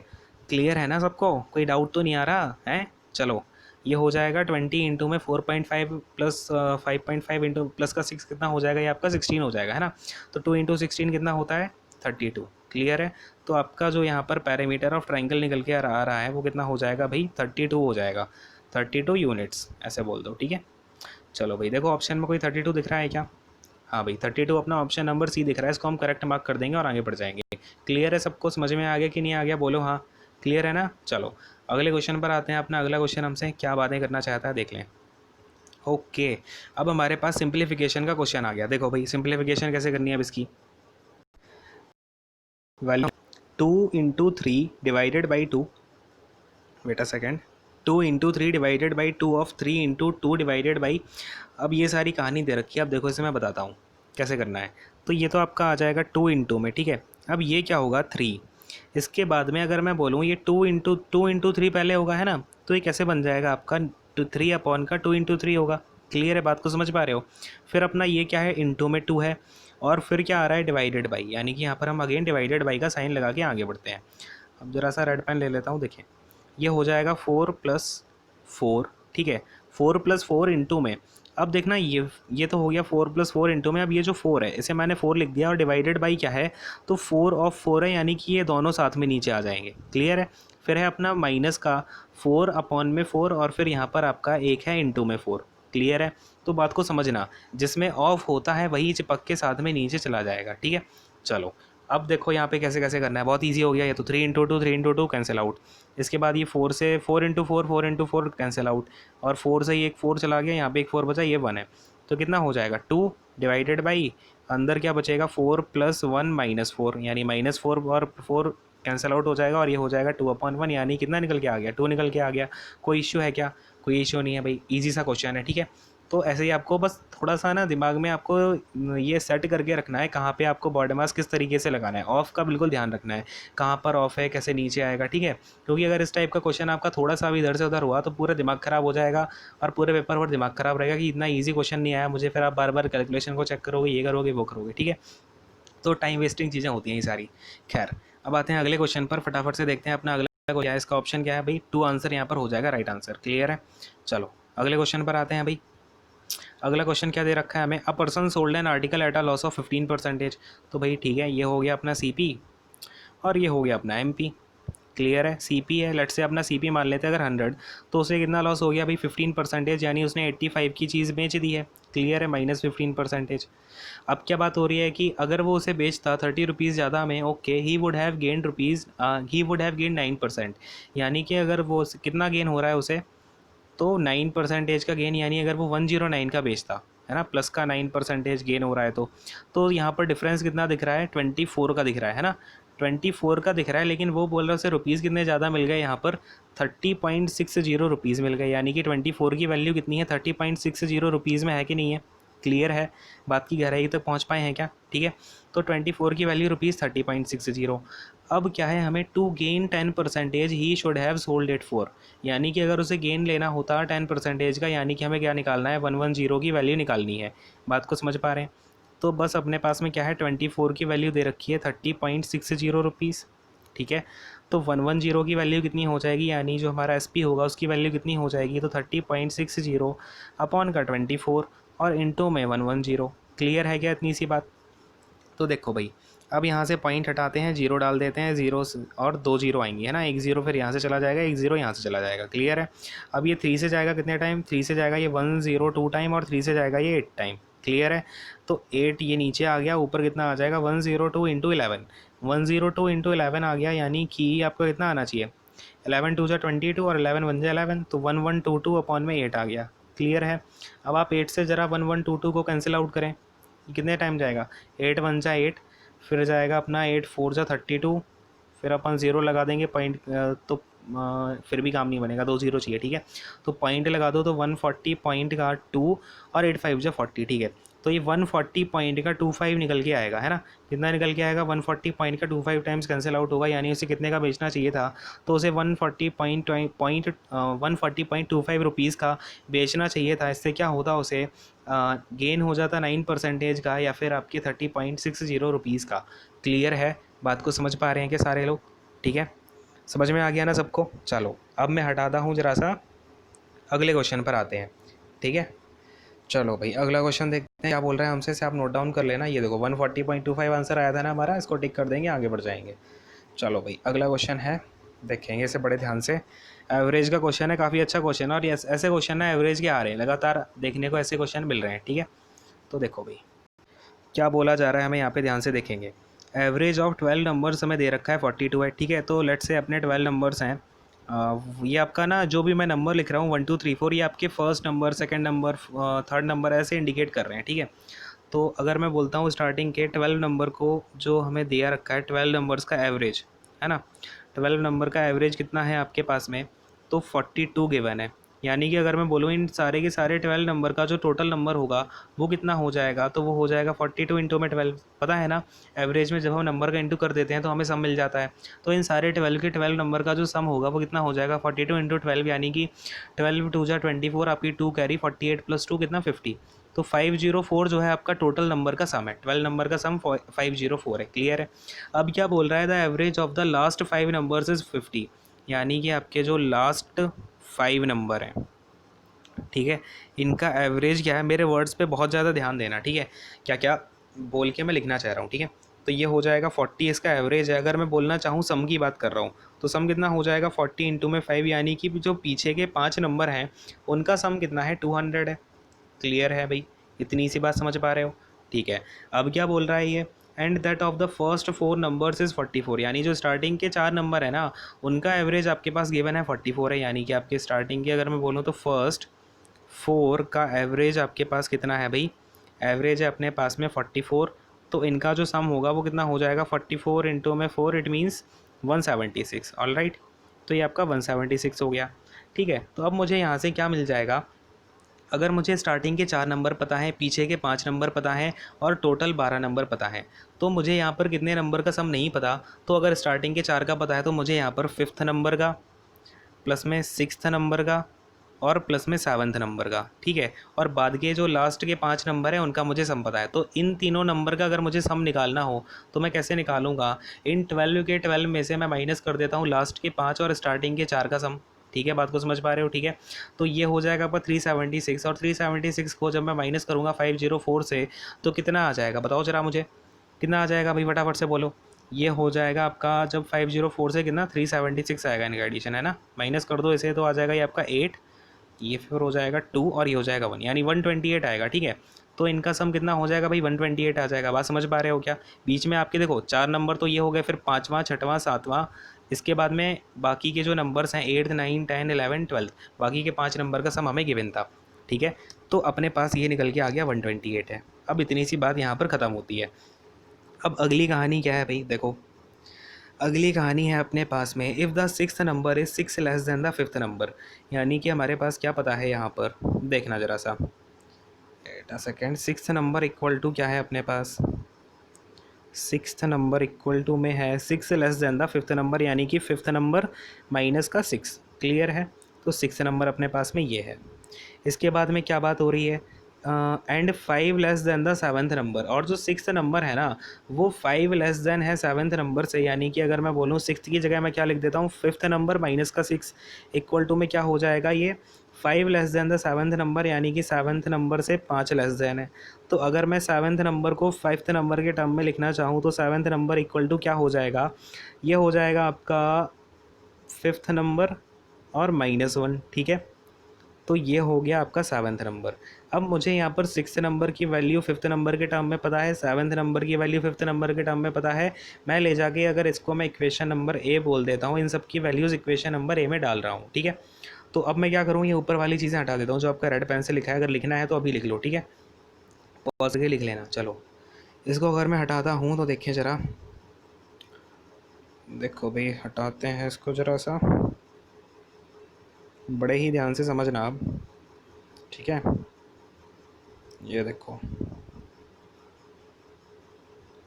अगर मैं यहाँ पे सारी वैल्यूज़ डालता हूँ तो फिफ्थ नंबर तो as it is fifth number, ठीक है, प्लस में सिक्स्थ नंबर की प्लेस पर मैं क्या लिख दे रहा हूँ, दूसरा कलर लेता हूँ थोड़ा सा, ब्लैक कलर। ठीक है, देखो, प्लस में सिक्स्थ नंबर के प्लेस पर फिफ्थ नंबर माइनस सिक्स, ये लिख दिया।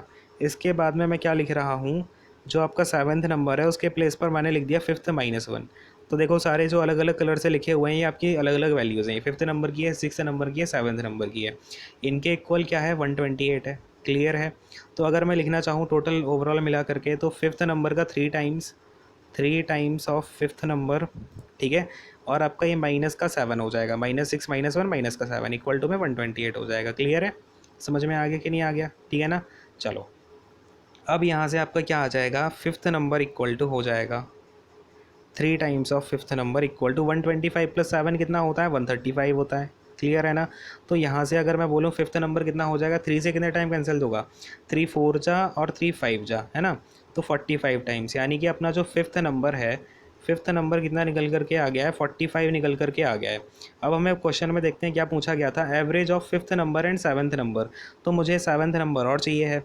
सेवन्थ नंबर क्या है, फिफ्थ नंबर माइनस वन, यानी कितना हो जाएगा, 45 माइनस वन 44 हो जाएगा। अब मुझे 45 और 44 का जो है एवरेज चाहिए है, तो 45 प्लस 44 इन दोनों को ऐड कर दो, डिवाइड बाई टू कर दो, एवरेज आ जाएगा, यानी कितना हो गया, ये 89/2 हो जाएगा, है ना। 89/2 यहाँ पर लिख दे रहा हूँ, ठीक है, देखना, ये टू से कैंसिल आउट कर रहा हूँ, टू फोर जा और 0.5, यानी 44.5 जो है हमारा यहाँ से एवरेज निकल करके आ जाएगा। क्लियर है, कितना एवरेज आ गया, 44.5। समझ में आया कि नहीं आया, फटाफट से हाँ बोलो, ठीक है। चलो, कौन सा हो जाएगा भैया, 44.5 ऑप्शन देख लेते हैं, 44.5 ऑप्शन नंबर 4 में है, ऐसे टिक कर देंगे और आगे बढ़ जाएंगे। तो बोलो समझ में आ रहा है कि नहीं आ रहा, ठीक है ना, सारी चीज़ें क्लियर होती जा रही हैं, अच्छे समझ में आ रहा है आपका। इसी टाइप का CHSL का एग्जामिनेशन जो है ऐसे ही क्वेश्चंस आएंगे और इसी पैटर्न पे आएंगे, ठीक है। तो आपको बिल्कुल अच्छे से प्रैक्टिस कर लेनी है इनकी, और मैं आपको PDF प्रोवाइड कर दूंगा। आपको ये PDF जो मैं भेजूंगा ना, आपने एक बार पढ़ लिए सारे क्वेश्चन, अब आप इसे एक दिन के बाद सॉल्व करना और सारे क्वेश्चन आपके 15 मिनट्स में हो जाने चाहिए, ठीक है। एक बार करने के बाद क्वेश्चन इतनी देर में तो हो जाने चाहिए ना, 15 क्वेश्चन में आपके सारे क्वेश्चन निकल के आ जाने चाहिए, समझे। चलो खैर, इसको मैं हटाता हूँ, अब आते हैं अगले क्वेश्चन पर। देखो भाई, अगला क्वेश्चन क्या है अपने पास में, नंबर सिस्टम का क्वेश्चन आ गया। समझो जरा, ऐसा क्वेश्चन बहुत पूछा जा रहा है। नंबर सिस्टम से आपका मतलब ये टाइप इतनी बार आ रहा है कि क्या बोलूँ, खैर समझते हैं। देखो भाई, क्या बोला गया है, एक आपके पास में 9 डिजिट का नंबर है, ये डिविजिबल बाई 72 है, तो हमें बता दें 4x माइनस 3y की वैल्यू। खैर, अब देखो, कोई भी नंबर अगर 72 से डिविजिबल है, 72 का मतलब क्या होता है, 9 × 8। क्लियर है, 9 × 8 होता है, यानी कि वो नंबर आपका 8 से भी डिविजिबल होना चाहिए, 9 से भी डिविजिबल होना चाहिए। क्लियर है, तो हमारा ये जो गिवन नंबर है, इसका मतलब अगर 72 से डिविजिबल है तो ये नंबर 8 से भी डिविजिबल होगा, 9 से भी डिविजिबल होगा। और 8 से डिविजिबिलिटी का जो रूल होता है वो क्या होता है कि लास्ट के जो 3 डिजिट है ना, वो आपके 8 से डिविजिबल होने चाहिए। मतलब कि ये जो 7 है, 8 है और y है, ये आपका 8 से डिविजिबल होगा। तो कैसे हो सकता है 8 से डिविजिबल, आपका y यहाँ पे क्या आना चाहिए। तो सबसे पहले 8 9 जा कितना होता है भाई, 72 होता है। यहाँ पे आपका 6 यहाँ पे रिमाइंडर आ जाएगा, और ये क्या है, y का y रख दूँ। अब यहाँ पे मेरा y की प्लेस पे क्या आना चाहिए कि वो 8 का जो है मल्टीप्लिकेशन हो। तो बस एक ही दिख रहा है मुझे, तो 8 8 जा 64 होता है। यहाँ पे y की वैल्यू 4 रख दूंगा, तो 8 8 जा 64 होकर ये चीज़ें कट जाएंगी, यानी हमारा y की वैल्यू कितनी आएगी, 4 आएगी। क्लियर है क्या, बात समझ में आ रही है। सबको समझ में आ गया ना, वाई हमारा 4 आ गया है। अब देखो मैं यहाँ पर लिख देता हूँ वाई की वैल्यू 4, वाई की वैल्यू 4 निकल के आ गई ना। अब ये सारा हटा देता हूँ, आपको जैसे लिखना हो अपना नोट डाउन कर लेना, इसको मैं हटा रहा हूँ। खैर अब देखो वाई की वैल्यू मैंने 4 डाल दी तो अपना नंबर आ गया 985x36 7 8 और ये 4। क्लियर है। अब जो 9 का डिविजिबिलिटी चेक होता, अब हम क्या करेंगे 9 की डिविजिबिलिटी चेक करेंगे, है ना। तो 9 की डिविजिबिलिटी चेक करने का क्या रूल होता है कि इन ये जितने भी आपके डिजिट लिखे हुए हैं इन सब का एडिशन 9 से डिविजिबल होना चाहिए। मतलब कि इन सब का जो एडिशन है वो 9 का कोई ना कोई मल्टीप्लिकेशन होगा, ठीक है। तो यहाँ पर ये 9 तो मैंने कैंसिल आउट कर दिया, ठीक है, 9 से 9 तो कैंसिल आउट हो जाएगा। इसके बाद आपका क्या हो जाएगा कैंसिल आउट, कुछ दिख रहा है क्या? 6 + 3 भी 9 होता है, ठीक है, ये भी हटा दिया मैंने। अब देखो ये 8 + 4 12, 12 + 7 19, 19 ये हो गया और अपना ये हो गया 8, तो कितना हो जाएगा 27, 27 + 5 कितना हो जाएगा 32। यानी कि इन सब का एडिशन आ जाएगा 32 + x, यानी कि 32 + x क्या होना चाहिए आपका 9 का कोई मल्टीपल होना चाहिए। तो आपका 32 से बड़ा 9 का मल्टीपल कौन सा होता है 36 होता है। यानी कि अगर 32 + x = 32 + x = 36 है ना, तो x की वैल्यू कितनी होनी चाहिए भाई 4 होनी चाहिए, हाँ कि नहीं। तो हमारे यहाँ से x की वैल्यू भी 4 आ गई, y की वैल्यू भी 4 आ गई। अच्छा अब आप बोलोगे कि सर 36 ही क्यों, इससे बड़ा तो आपका फिर वो भी होता है 45, है ना। अगर बेटा 45 रखोगे तो x की वैल्यू कितनी आ जाएगी 13 आ जाएगी, और 13 हमें यहाँ पे डबल डिजिट का नंबर नहीं चाहिए, सिंगल डिजिट का चाहिए। x क्या है आपका सिंगल एक डिजिट है, ठीक है ना, इसलिए हमने लिया है। क्लियर हो गया सबको, समझ में आती जा रही है ना, बातें समझ में आ रही कि नहीं आ रही। x की वैल्यू 4 आ गई, y की वैल्यू 4 आ गई। अब यहाँ पर डाल देते हैं, हमें क्या चाहिए 4x - 3y चाहिए है, तो 4 इंटू में 4 माइनस का 3 इंटू में 4 कितना हो जाएगा भाई 16 माइनस का 12। तो 16 माइनस का 12 कितना होता है 4 होता है कि नहीं होता है, तो हमारा 4 जो है बिल्कुल राइट आंसर निकल के आ जाएगा। तो बोलो कितने लोगों को बात समझ में आ गई, फटाफट से ज़रा हाँ बोल दो। और बोलते बोलते मेरा तो गला दर्द होने लगा, एक सेकंड रुको ज़रा पानी पीता हूँ। ये आप नोट डाउन कर लो, अगर नोट डाउन करना है मैं इसको हटा रहा हूँ, ठीक है। तो देखो भाई अब यहाँ पे हमारा क्या ऑप्शन हो गया, ऑप्शन नंबर बी यहाँ पर राइट आंसर हो जाएगा, 4 जो हमें दे रखा है। क्लियर है।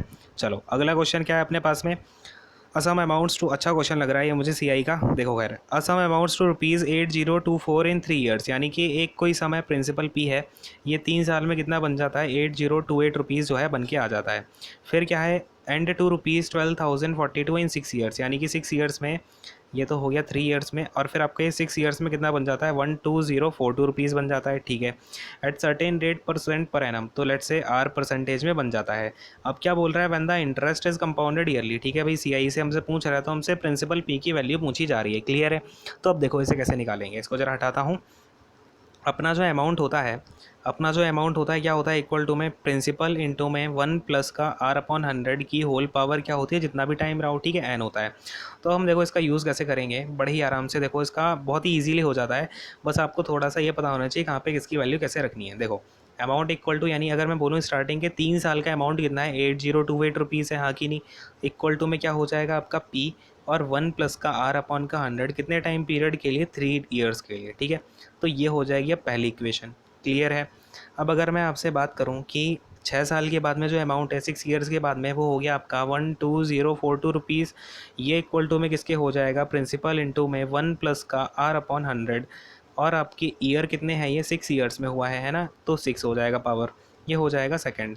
अब अगर मैं पहली इक्वेशन अपॉन की दूसरी इक्वेशन कर दूं, या फिर मैं ऐसा करता हूँ second equation divided by first equation कर देता हूँ, सेकंड बाई 1 करता हूँ, ठीक है।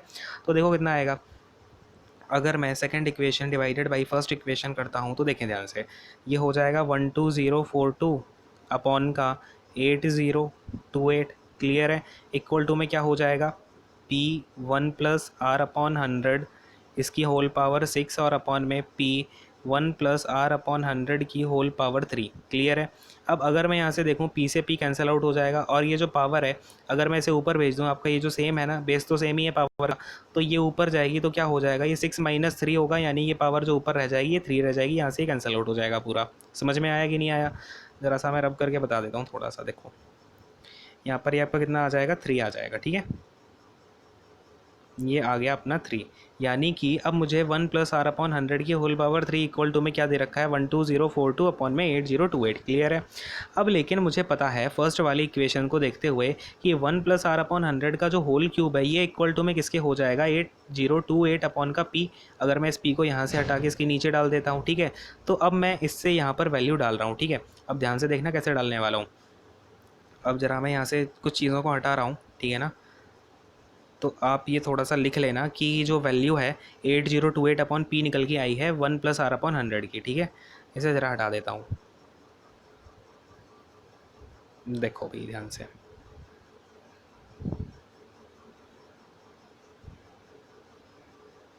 तो देखो भाई, अब इसे हम कैसे लिख सकते हैं, तो 12042 अपॉन का क्या है 8028 और इक्वल टू में क्या है अपने पास में 1+r/100 की होल पावर 3 की जगह हम क्या लिख सकते हैं, तो 8028 अपॉन का क्या लिख सकते हैं भाई, अपॉन पी। क्लियर है।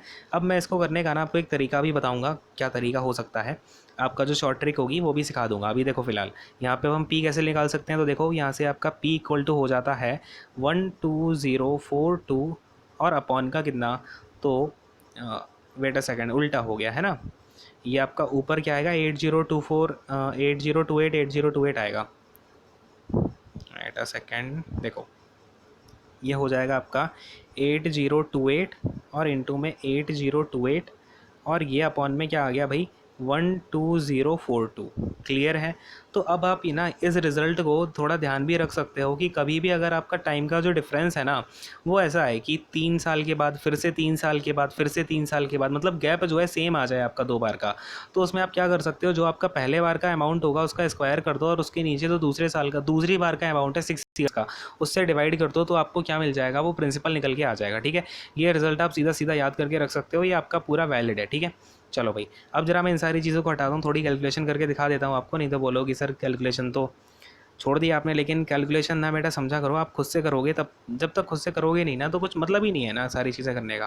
खैर 8028 इंटू में 8028 अपॉन में कितना है 12042 है, तो मैं क्या करता हूँ इसे 2 से काट देता हूँ, 4014 और ये आ जाएगा आपका 6021। क्लियर है। अब इसे मैं कैसे काटूँ, 3 से काट देता हूँ तो ये आ जाएगा 207 और 3 से मैं ऐसे काट देता हूँ तो आ जाएगा ये 1338। क्लियर है। तो ये कितना हो जाएगा अब 207, अरे देखो यहाँ पर हमें क्या दिख रहा है 207 का जो 4 टाइम्स हो गया वो हो गया 8028 है ना। अब कितना बचा हमारे पास 4 इंटू में 1338, तो प्रिंसिपल आ जाएगा आपका 1338 इंटू में 4, कितना आ जाएगा ये इक्वल टू में कितना हो जाएगा ये 32, फिर 3 कॉमन आ जाएगा, ये 5 आ जाएगा, ये 3 और ये 5 आ जाएगा है ना 5352। तो 5352 जो है हमारा प्रिंसिपल निकल के आ जाएगा। समझ में आया कि नहीं आया, आप वो डायरेक्ट रिजल्ट याद करके रख सकते हो, लेकिन वो कब होगा वैलिड, जब आपका लेट से यहाँ पर आपका डिफरेंस टाइम का 3 साल है, फिर आपका उसका अमाउंट दिया हुआ है, फिर उसके बाद आपको 3 साल का गैप दे के अमाउंट दिया हुआ है, या फिर यहाँ पे 2 साल का अमाउंट है, फिर ये 2 साल का डिफरेंस है ना। तो ये याद रखना टाइम का डिफरेंस आपका कॉन्स्टेंट होना चाहिए। क्लियर है। तो प्रिंसिपल हमारा 5352 रुपीज़ आ गया है। देखेंगे भाई कौन सा ऑप्शन है, 5352, 5352 फर्स्ट ऑप्शन ही है, इसको टिक कर देंगे और आगे बढ़ जाएंगे। क्लियर है। चलो भाई अगले क्वेश्चन पे आते हैं, अपना सब दिन का लास्ट क्वेश्चन 25th क्वेश्चन है ये आपका। ठीक है, सारे के सारे हमने आज 25 क्वेश्चन कर लिए हैं और ये क्वेश्चन करने के बाद में आई होप कि आपको कॉन्फिडेंस लगा होगा एंड अब अच्छा लग रहा होगा कि हाँ भाई इस टाइप के क्वेश्चन अगर हम करते हैं सर कॉन्टीन्यूसली 60-70 डेज तक तो बहुत ज़्यादा इंप्रूवमेंट देखने को मिल जाएगी। ठीक है, तो चलो खैर आपने अगर अभी क्वेश्चंस को देखा होगा ऑब्जर्व किया होगा तो इसी पैटर्न पे आपके क्वेश्चंस आ रहे हैं एग्जाम में भी। ठीक है, खैर अगला क्वेश्चन देखते हैं, आज का लास्ट क्वेश्चन है ये, या लास्ट क्वेश्चन है आपका ये 25th क्वेश्चन बिल्कुल, और इसकी पीडीएफ में प्रोवाइड कर दूंगा तो आप देख लेना सारे के सारे, और 25 के 25 एक बार खुद से सॉल्व करके भी देखना। ठीक, चलो फिलहाल क्वेश्चन देखते हैं ये, बड़े आराम से देखेंगे क्या बोल रहा है हमसे। एक ट्रक किसी निश्चित गति से 384 किलोमीटर की पूरी दूरी तय करता है। ठीक है, यानी कि वो उसकी जो टोटल डिस्टेंस है वो कितनी है भाई 384 किलोमीटर है। क्लियर है। अब क्या बोल रहा है, यदि गति को 16 किलोमीटर प्रति घंटे कम किया जाता है, यानी कि अगर वो उसकी S1 स्पीड है उसमें क्या करता है माइनस का 16 किलोमीटर पर आवर कर देता है, तो उसको अब टाइम कितना लगता है, टाइम 2 आवर्स ज़्यादा लगने लगता है। ठीक है, तो टाइम कितना हो गया 2 घंटे ज़्यादा हो गया, और की स्पीड जब 16 किलोमीटर पर आवर कम की जाती है। ठीक है, तो इस क्वेश्चन को करने का तरीका देखो क्या होता है आपका, बिल्कुल ध्यान से समझना चीज़ों को। ठीक है, इसे मैं हटा देता हूँ पूरा, बड़े ध्यान से समझना है इस क्वेश्चन को। अगर आप इक्वेशन से करने बैठ जाओगे तो कभी नहीं होगा ये क्वेश्चन। ठीक है, मतलब कहीं कहीं पहुँच जाओगे आप, आपका पूरा दिन बीत जाएगा, क्वेश्चन नहीं होगा। ठीक है, पेपर में तो क्या ही होगा।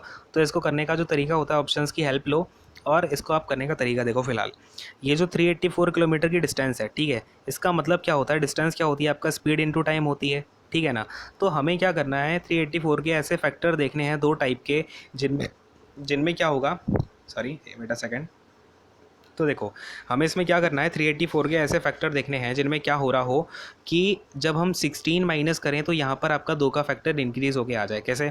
अब 384 है, इसे मैं फैक्टर्स में डिवाइड करता हूँ। लेट्स से इसे मैं लिख देता हूँ 32 इंटू में 12। क्लियर है? तो 32 इंटू में 12 लिख सकते हैं, 32 से मैंने डिवाइड किया, 32 1 जा 32 और 32 2 जा 64। क्लियर है? तो 32 इंटू 12 लिख दिया। अब इसे मैं और कैसे लिख सकता हूँ, अगर मैं यहाँ पर आपका, मुझे क्या चाहिए है, मुझे चाहिए है आपकी स्पीड में हो जाए प्लस का 16, टाइम में हो जाए स्पीड में हो जाए माइनस का 16 और टाइम में हो जाए प्लस का 2। यानी कि अगर मैं यहाँ पर प्लस का 16 करके देखूँ तो ये आ जाएगा आपका 48, और -2 करूँ तो ये कितना आ जाएगा अपना, ये आ जाएगा आपका प्लस का, अपने को क्या करना है 2, तो ये 14 आ जाएगा। ठीक है ना? तो इससे तो काम बिल्कुल बन नहीं रहा है, ये तो बिल्कुल गड़बड़ी काम हो गया, आ गया। ठीक है, इससे काम नहीं बन रहा है, तो इसको हटा देते हैं। अब अगर हम इससे देखें, ठीक है, +16 से इससे काम नहीं बना, तो लेट्स से एक काम करते हैं हम यहाँ पर कि 64 का ले लेते हैं। इसको मैं कैसे लिखता हूँ, 64 इंटू में 6। ठीक है ना? अगर मैं अब इसे 64 और 6 से लिखता हूँ तो देखो इसे ज़रा, यहाँ पर ये मैंने 64 लिखा, ये 6 लिखा। अब मुझे क्या करना है, इसमें माइनस का 16 करना है, तो मैंने इसको 48 कर दिया और इसको क्या कर दिया और प्लस का 2 किया तो 8 आ गया। तो यहाँ पर चीज़ें जो है बिल्कुल सही होके आ रही हैं। 48 इंटू में 8 आपका 384 होता है और 64 इंटू में 6 भी 384 होता है। यानी कि यहाँ पर मैंने क्या किया, स्पीड को भी 16 बढ़ा दिया और आपका 16 घटा दिया, और आपका टाइम जो है आपका 2 आवर्स बढ़ के आ गया। तो बिल्कुल सही है, आपकी जो मूल गति होगी वो 64 किलोमीटर पर आवर निकल के आ रही होगी। ठीक है? वैसे ऐसा क्वेश्चन अगर आपको नहीं आ रहा है तो ऐसे क्वेश्चन को छोड़ दिया करो। इसी यही बताने के लिए मैंने क्वेश्चन लिया हुआ है कि अगर ऐसा क्वेश्चन आपको नहीं आ रहा है ऐसे इस तरीके से करने से भी, तो ऐसे क्वेश्चन आपको छोड़ना ही ज़्यादा बेटर होता है। क्लियर है? चलो खैर, ये हो गया, 48 हो गया, ये 8 हो गया। और अब क्या करना है हमको, यहाँ पर 75% निकालना है 64 का। तो देख लो भाई, दूसरे कलर का यूज़ करके दिखा देता हूँ। 64 का हमको 75%, यानी कि 3/4 होगा, है ना? तो 64 का 3/4 कितना हो जाएगा, 4 से जाएगा ये आपका 16 टाइम्स, और 16 3 जा कितना 48, यानी कि 48 किलोमीटर पर आवर जो है हमारा आंसर होगा। ठीक है ना? क्योंकि मूल गति का कितना है, ये 3/4 है, यानी कि 75% है। तो देखो भाई, कोई ऑप्शन है क्या, 48 किलोमीटर पर आवर? ओके, अपना फर्स्ट ऑप्शन जो है बिल्कुल राइट आंसर हो जाएगा। तो आई होप कि आपको आज के सेशन की सारी चीज़ें जो है समझ में आ गई होंगी, एंड ये 25 क्वेश्चन आपको बहुत ज़्यादा हेल्पफुल भी जो है प्रूव हुए होंगे। एंड अगर अच्छा लगता है सेशन को तो लाइक ज़रूर कर देना। ठीक है?